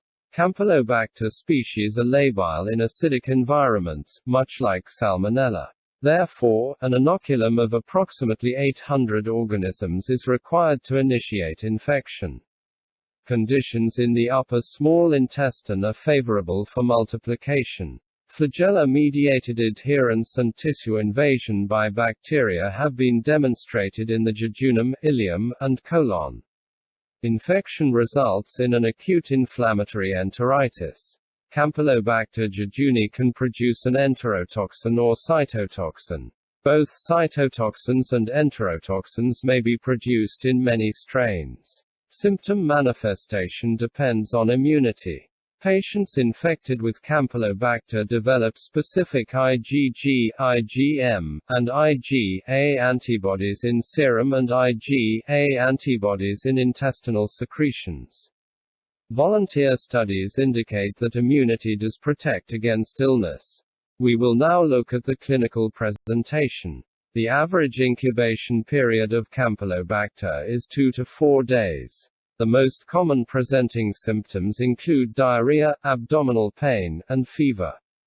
Nausea, vomiting, headache, myalgias, and malaise also may occur. Bowel movements may be numerous, bloody, that is dysentery-like, and foul-smelling and range from loose to watery. Cramping and abdominal pain usually are relieved by defecation. In 75% of cases, leukocytes and red blood cells are detected in the stool samples. Peripheral leukocytosis also may be present. The disease usually is self-limited to about 1 week, but it may persist for several weeks in 10% to 20% of patients. The case fatality rate is 0.05 per 1,000 infections. Complications, including pseudoappendicitis, pancreatitis, gastrointestinal hemorrhage, thrombophlebitis, abscess, septicemia, peritonitis, empyema, urinary tract infection, and cholecystitis, are uncommon but occur more frequently in those who are immunocompromised. Campylobacter jejuni has been associated with Guillain-Barré syndrome, abbreviated as GBS, but the relationship is not well understood. Jejuni infections are a common trigger of GBS, accounting for approximately 30% of GBS cases, but the risk of developing GBS after Campylobacter jejuni infection appears to be low, less than 1 case of GBS per 1,000 Campylobacter jejuni infections. A reactive arthritis may develop several weeks after infection in persons with the HLA-B27 histocompatibility antigens. Diagnosis is made by stool culture, but the bacteria sometimes are identifiable with Gram stain or carbol fuchsin stain. We will now discuss the treatment of campylobacteriosis. The primary treatment of campylobacteriosis is oral fluid and electrolyte replacement. Most people recover from this self-limiting disease in 4 to 7 days. Antibiotics are not useful unless started within 4 days of the start of the illness because they do not shorten the duration or severity of diarrhea but only shorten the duration of bacterial excretion. However, antibiotics are warranted in patients who present with high fevers, severe bloody diarrhea, prolonged illnesses that is longer than 1 week, pregnancy, and immunocompromised states, including HIV infection. See Table 111.3. Campylobacter jejuni is susceptible to a wide variety of antimicrobial agents. Fluoroquinolone resistance has increased to 10% to 13% in the United States, 41% to 88% in Europe and Asia in recent years and may be a result of the use of quinolone antibiotics in poultry feed and their frequent use overseas in treating enteric infections. Erythromycin is considered the drug of choice owing to its low cost, high efficacy, safety profile, and ease of administration. Newer macrolides such as clarithromycin and azithromycin are equally effective. Tetracycline, chloramphenicol, clindamycin, and aminoglycosides may be effective. Antimotility agents such as loperamide are contraindicated because slowing fecal transit time may extend the duration of infection and increase toxin mucosal invasion. Next we will discuss yersiniosis. Yersinia species are non-lactose fermenting gram-negative coccobacilli that are widely distributed in nature. The genus Yersinia includes 6 species known to cause disease in humans. The best-known species is Yersinia pestis, the causative agent of plague, which is usually spread by bites from infected animals, such as fleas, rodents, or cats. Yersinia enterocolytica and, to lesser extent, Yersinia pseudotuberculosis are most likely associated with intestinal infection, but overall, both are a relatively infrequent cause of diarrhea and abdominal pain. More than 50 serotypes of Yersinia enterocolytica exist. Of these, serotypes 0 to 3, 0 to 8, and 0 to 9 are associated most frequently with enterocolitis. Infections are reported commonly from Northern Europe, and the peak incidence occurs during the winter months. Children are most likely to experience illness with Yersinia enterocolytica infection. Transmission of infection occurs frequently by ingestion of contaminated food or water. The organisms have been isolated from a variety of food sources, including pigs and raw goat and cow milk. Refrigeration does not deter the development of adherence and invasive virulence factors. Yersinia enterocolytica invade the intestinal epithelium and penetrate the intestinal mucosa. An inoculum of 10^9 organisms may be required for infection. Most strains produce an enterotoxin, but the role of toxin production in causing diarrhea is not well established. However, this infection causes mucosal ulcerations in the terminal ileum, necrotic lesions in Peyer's patches, and enlargement of mesenteric lymph nodes. Next we will discuss the clinical presentation. These bacteria cause a wide spectrum of clinical syndromes. Most patients with Yersinia enterocolytica infection present with enterocolitis that is mild and self-limiting. Symptoms include vomiting, abdominal pain, diarrhea, and fever. Up to 60% of patients will have blood-streaked stools. Diarrhea resolves after 1 to 3 weeks, but bacteria excretion may continue for up to 3 months after diarrhea subsides. Most patients with this type of infection are younger than 5 years of age. In older children and adolescents, mesenteric adenitis and/or terminal ileitis with fever, right lower quadrant pain, and leukocyte are common. Mesenteric adenitis, which is difficult to distinguish from acute appendicitis, is also seen in patients infected with Yersinia pseudotuberculosis. Approximately 10% to 30% of adult patients develop a reactive arthritis 1 to 2 weeks after recovery from enteritis. This arthritis, involving the knees, ankles, toes, fingers, and wrists, usually resolves in 1 to 4 months but may persist in about 10% of patients. This complication is more common in persons with the HLA-B27 antigen. Other post-infection complications include erythema nodosum, exudative pharyngitis, pneumonia, empyema, and lung abscess. Although rare, Yersinia enterocolytica bacteremia has been reported in patients with diabetes mellitus, severe anemia, hemochromatosis, cirrhosis, and malignancy. Other groups at risk include the elderly and those who received frequent red blood cell transfusions, that is an iron overload. These patients are at increased risk for hepatic or splenic abscesses, peritonitis, septic arthritis, osteomyelitis, wound infections, meningitis, and endocarditis.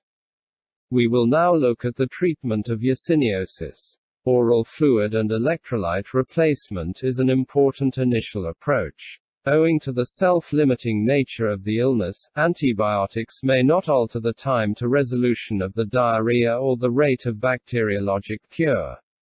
Antibiotics should be used in high-risk patients who develop bacteremia, i.e., infants younger than 3 months of age and patients with cirrhosis or iron overload, or in patients with bone and joint infections.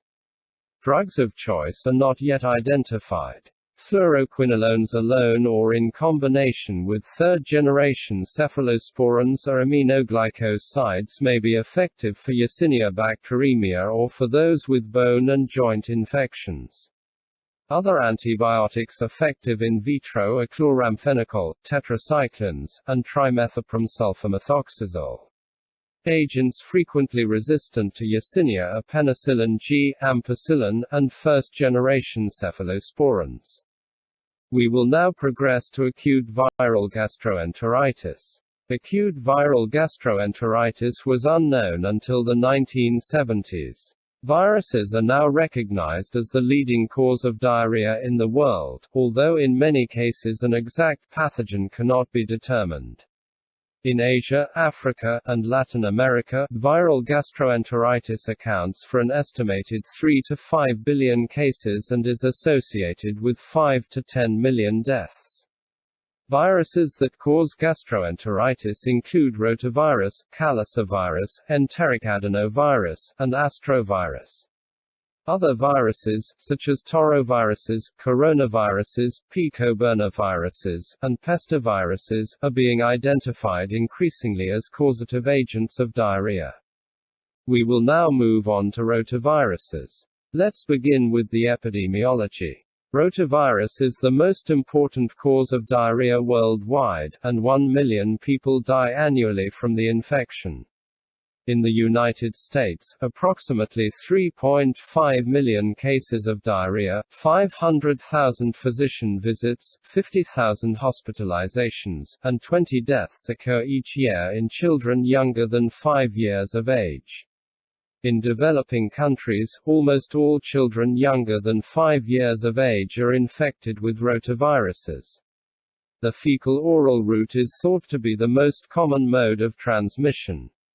Although infection is seen most often in children aged 3 to 24 months, adults can be infected and may act as a reservoir for transmission. Serologic surveys show that nearly all children are infected by age 4 years. Rotavirus infection rates peak from November to May each year. In the first 5 years of life, 4 of 5 children in the United States will develop diarrhea from a rotavirus infection. We will now look at the pathogenesis. Rotaviruses are double-stranded wheel-shaped RNA viruses. These strains cause diarrhea by infecting the enterocytes of the villi in the small intestine. Changes to the villi include shortening of villus height, crypt hyperplasia, and mononuclear cell infiltration of the lamina propria. Diarrhea results from decreased absorption across intestinal mucosal surface. We will now discuss the clinical presentation. The rotavirus incubation period is less than 48 hours.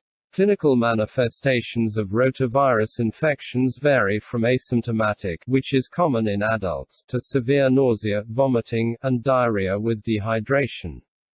The first infection tends to be the most severe. Symptoms are characterized initially by nausea and vomiting, that is 67% to 90%. Fever occurs in about 2/3 of children. Diarrhea occurs in most patients and lasts from 1 to 9 days. Other signs and symptoms include respiratory symptoms, irritability, lethargy, pharyngeal erythema, rhinitis, red tympanic membranes, and palpable cervical lymph nodes. Dehydration and electrolyte disturbances occur more frequently in children. Laboratory findings reflect the degree of vomiting, diarrhea, or both. Transient rises in liver enzymes may be seen in 60% of children hospitalized for rotavirus diarrhea. The WBC count is usually normal. Stools rarely contain blood or leukocytes. Rotavirus detection in stool samples is possible with an enzyme immunoassay and a latex agglutination assay, both of which are available commercially. Next we will look at the treatment of rotavirus infection. Oral fluid and electrolyte replacement is the cornerstone of treatment. Oral lactobacillus therapy may reduce the duration of diarrhea and of viral excretion. There is no role for antibiotics in acute infection. Bismuth subsalicylate, although shown to decrease the duration of diarrhea and stool output, is not recommended for routine use because of the self-limiting nature of the disease and the risk of bismuth subsalicylate overdose. Antimotility agents are not recommended because they have not been shown to decrease the duration or volume of diarrhea. The first vaccine, marketed as RotaShield, to prevent rotavirus infection was licensed for use in the United States in 1998, but it was withdrawn from the market after 1.5 million doses were administered owing to an increased rate of idiopathic intussusception. A number of rotavirus vaccines are under development, but the one that shows early promise is the rotavirus oral vaccine, marketed as Rotatacube Merck. This is a reassortant pentavalent vaccine with a backbone of bovine rotavirus and surface proteins of virus strains representing G types G1 to G4 and P1A. The preliminary results from the trial of 1946 healthy infants aged 2 to 8 months showed a level of protection of approximately 75%. Next we will discuss Norwalk and Norwalk-like agents. The human caliciviruses are assigned to two genera, Norwalk-like virus and Sapporo-like viruses, responsible for gastroenteritis. The Norwalk-like viruses cause illness in all age groups, whereas Sapporo-like viruses cause illness mainly in children.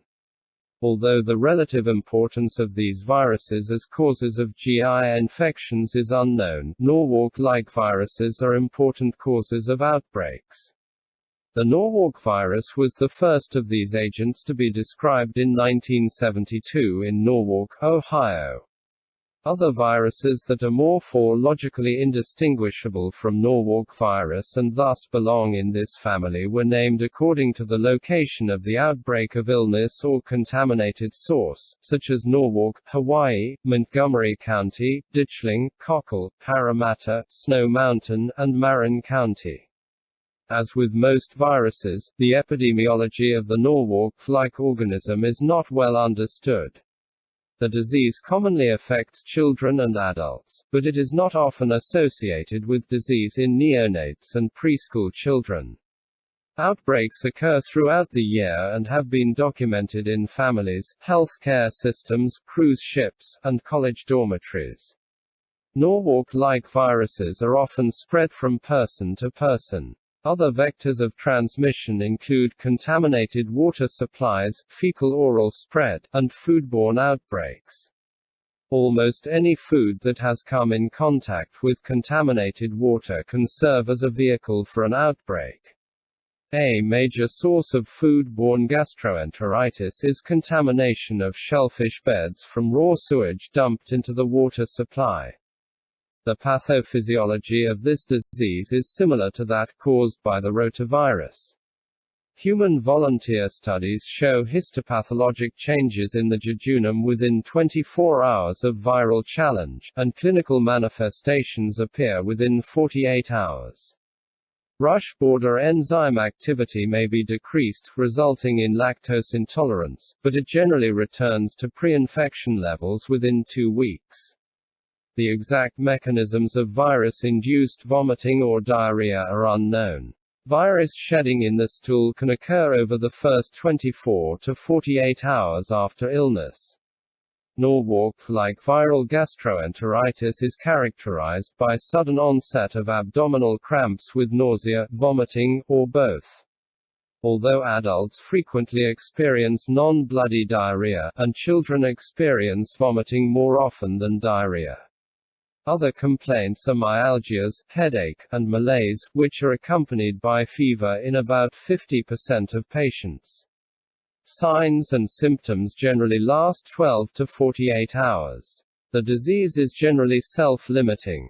Oral fluid and electrolyte replacement should be used, if necessary. An oral Norwalk virus vaccine produced via expression of viral antigens in plants is under investigation, but the clinical availability of such a product is several years in the future. Next we will progress to astroviruses. Astroviruses are being recognized increasingly as important causes of gastroenteritis. Astroviral illness is often reported in children younger than 3 years of age, but it also been described in adults and elderly.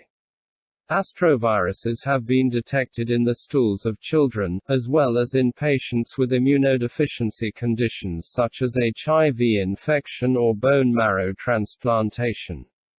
Transmission is suspected to occur via the fecal-oral route. Outbreaks have been reported in schools, daycare settings, and pediatric wards.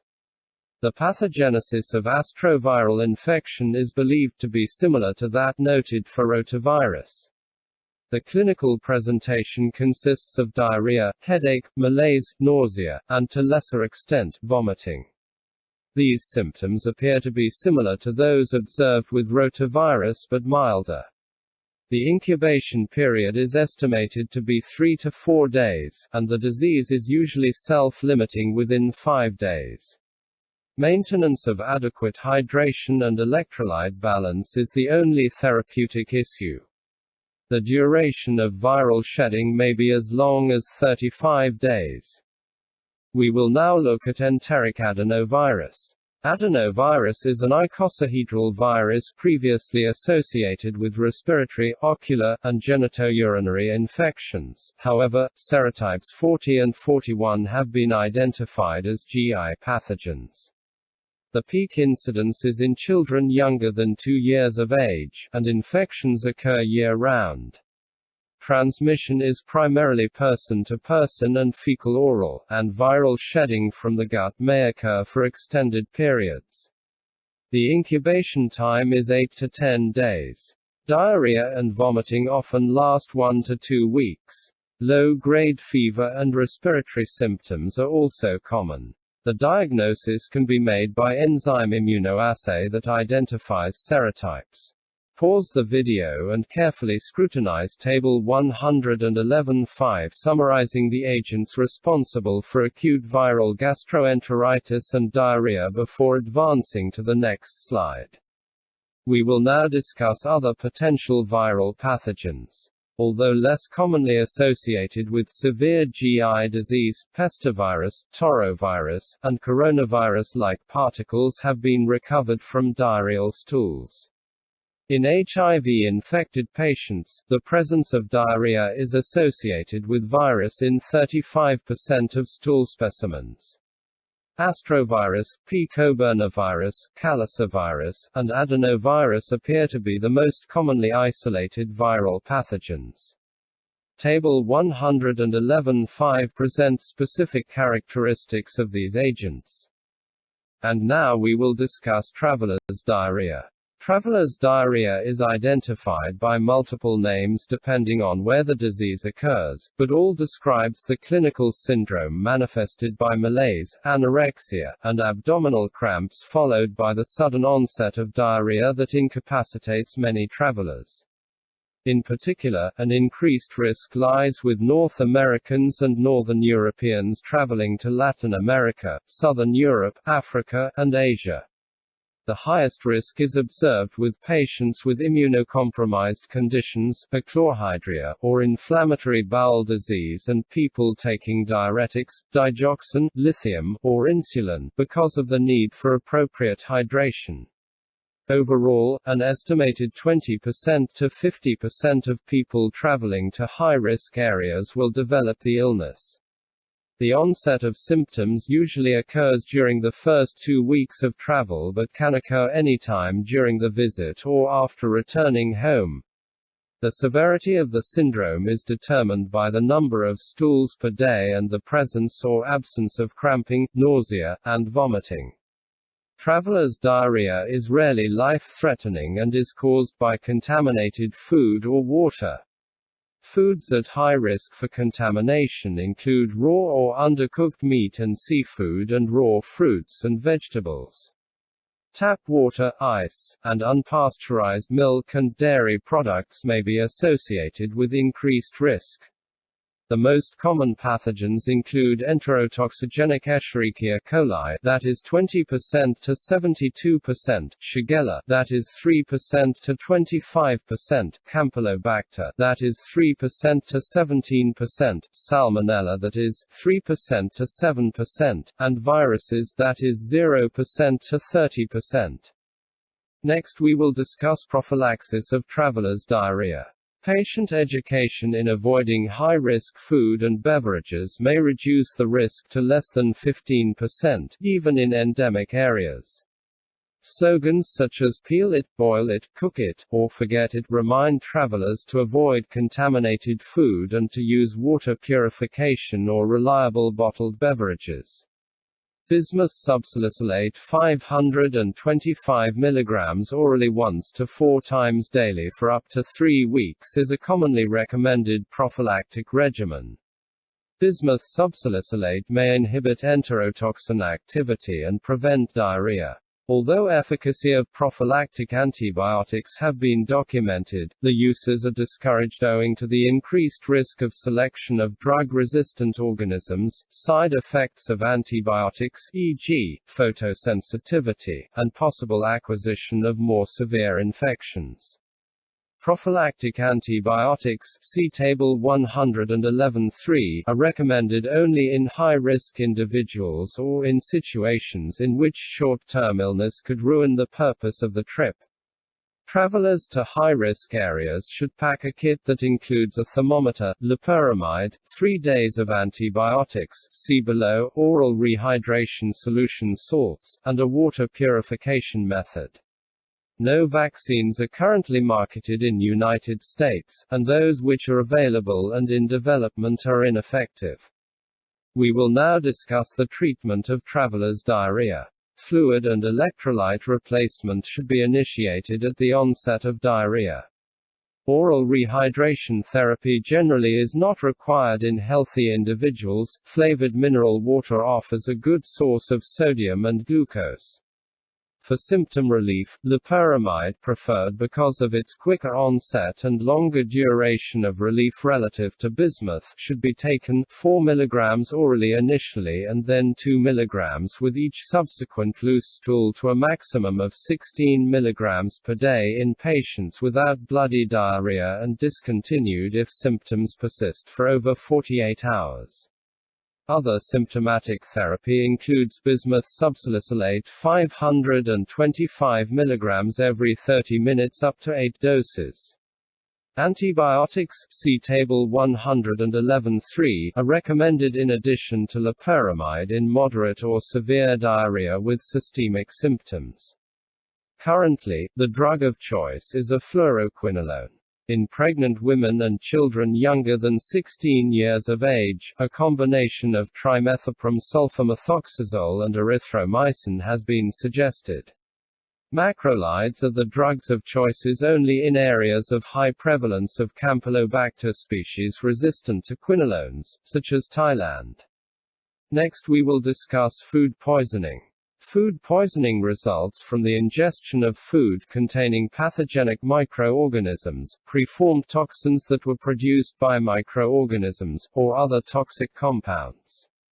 In the United States, foodborne disease causes approximately 76 million illnesses, 325,000 hospitalizations, and 5,200 deaths each year. Foodborne transmission may account for up to 35% of acute gastroenteritis cases caused by unknown agents. A number of bacteria can cause food poisoning, as shown in Table 111(6). Common bacterial Campylobacter, Salmonella, Shigella, Escherichia coli, Yersinia, Vibrio, and viral Norwalk-like virus causes of GI infections have been discussed in the preceding sections. Other common foodborne pathogens that cause gastroenteritis include Staphylococcus aureus, Bacillus cereus, Clostridium perfringens, and Clostridium botulinum. Unfortunately, sporadic illness caused by these pathogens is not reportable through passive or active systems, and thus it is difficult to determine the disease burden. Since foodborne disease can appear as sporadic cases or outbreaks, the diagnosis should be suspected whenever 2 or more people present with acute gastrointestinal or neurologic manifestations after sharing a meal within the previous 72 hours. Important clues about etiologic agents can be gathered from demographic information, age, gender, etc., the clinical syndrome, incubation period, medical history, type of foods consumed, seasonality, and geographic location of the outbreak.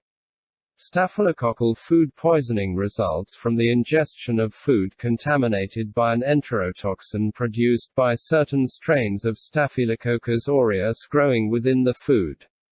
Enterotoxin production generally results from leaving foods at room temperature, allowing the staphylococci to grow. Symptoms are rapid in onset, generally occurring within 1 to 6 hours of ingestion of preformed toxin-containing foods.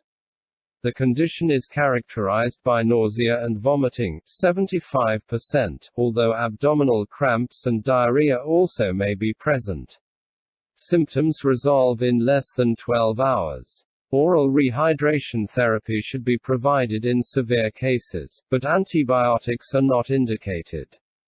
Bacillus cereus causes 2 different types of clinical syndromes. The first one is characterized by a short incubation period with vomiting, abdominal cramps, and to a lesser extent, diarrhea within 1 to 6 hours of ingestion of contaminated food. This syndrome is caused by a preformed heat-stable toxin. Similar to staphylococcal food poisoning, illnesses caused by Bacillus cereus usually last less than 12 hours. The second syndrome has a longer incubation period, that is 8 to 16 hours, and is caused by toxins produced in vivo after the ingestion of contaminated food. In this syndrome, patients experience diarrhea, abdominal cramps, and less frequently, vomiting. The heat-labile enterotoxin produced in this syndrome activates intestinal adenylate cyclase and causes intestinal fluid secretion. This illness usually resolves within 24 hours, but symptom durations of several days to weeks also have been observed. Foodborne Clostridium perfringens infection may present as 2 distinct syndromes. Hyperorganisms are seen in Western nations and result in a 24-hour illness characterized by watery diarrhea and epigastric pain. Symptoms generally resolve within 24 hours. This enterotoxin-related syndrome damages the brush borders of epithelial cells at the villus tips to cause a non-inflammatory diarrhea. Type C organisms can be found in undercooked pork and occur in underdeveloped tropical regions. Type C organisms can produce a toxin-related syndrome called enteritis necroticans, which is a coagulative transmural necrosis of the intestinal wall. This syndrome can result in intestinal perforation leading to sepsis and mortality in approximately 40% of victims. Foodborne botulism results from the ingestion of food contaminated with preformed toxins or toxin-producing spores from Clostridium botulinum. Clostridium botulinum poisoning is relatively rare, only 110 cases are reported per year in the United States. Botulism is almost always associated with improper preparation or storage of food. 7 distinct toxins A to G have been described. The toxins, which are produced by the bacteria and released on lysis, are the most potent biologic or chemical toxins known to humans. The toxin prevents the release of acetylcholine at the peripheral cholinergic nerve terminal. Toxin activity has prompted the use of minute locally injected doses to treat select spastic disorders, such as blepharospasm, hemifacial spasm, and certain dystonias. Foodborne botulism is suspected when patients present with acute GI symptoms concurrently or just prior to the onset of a symmetric descending paralysis without sensory or central nervous system involvement. Symptoms usually begin 18 to 24 hours after ingestion and progress over days to weeks. Other symptoms can include blurred vision, photophobia that is 90%, dysphagia that is 76%, generalized weakness that is 58%, nausea and vomiting that is 56%, and dysphonia that is 55%. Diagnosis is made by culturing Clostridium botulinum from the stool. Guillain-Barré syndrome associated with Campylobacter jejuni infection has been a common differential diagnosis in patients who present with these symptoms. The difference lies in the onset of neurologic symptoms, which typically occur 1 to 3 weeks after the onset of Campylobacter jejuni infection, and the condition usually is manifested by an ascending paralysis in Campylobacter jejuni-associated Guillain-Barré syndrome. Treatment consists primarily of respiratory support and use of botulinum antitoxin. Respiratory failure may occur prior to involvement of other upper muscle groups. If evaluation is performed within several hours of ingestion, gastric lavage or induction of vomiting is suggested. Cathartics and enemas also can be used to remove residual toxin from the bowel, but they are contraindicated in cases of ileus. Although the effectiveness of antitoxins is unknown, patients diagnosed with botulism should receive botulinum antitoxin. Botulinum antitoxin is a concentrated preparation of equine globulins obtained from horses immunized with toxins A, B, and E. Because trivalent antitoxin is equine in origin, patients should be tested for hypersensitivity before receiving the product intravenously.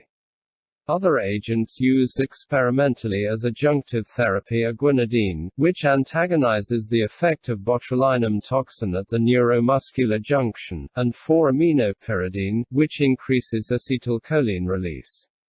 Newer and more effective methods of treatment and prevention are under development, including a botulinum toxin vaccine consisting of non-toxic botulinum fragments. Prevention always should be stressed. Botulinum toxins are heat labile and readily destroyed by 10 minutes of boiling. All home canned foods should be processed according to directions and boiled, not just warmed, prior to consumption. In foodborne illnesses, the cornerstone of therapy remains supportive care. Oral rehydration therapy is preferred in replenishing and maintaining fluid and electrolyte balance, and intravenous fluid therapy should be reserved for those who are severely ill and cannot tolerate oral therapy. Antiemetics and antiperistaltic agents offer symptomatic relief, but the latter should not be given in patients who present with high fever, bloody diarrhea, or fecal leukocytes. Antimicrobial therapy is not effective in the management of Staphylococcus aureus, Clostridium perfringens, or Bacillus cereus food poisonings. In developed countries, many of the foodborne illness can be prevented with proper food selection, preparation, and storage. However, in developing countries, sanitation and clean water supply are larger concerns. Pause the video and carefully scrutinize Table 111.6 summarizing food poisonings before advancing to the next slide. Thank you.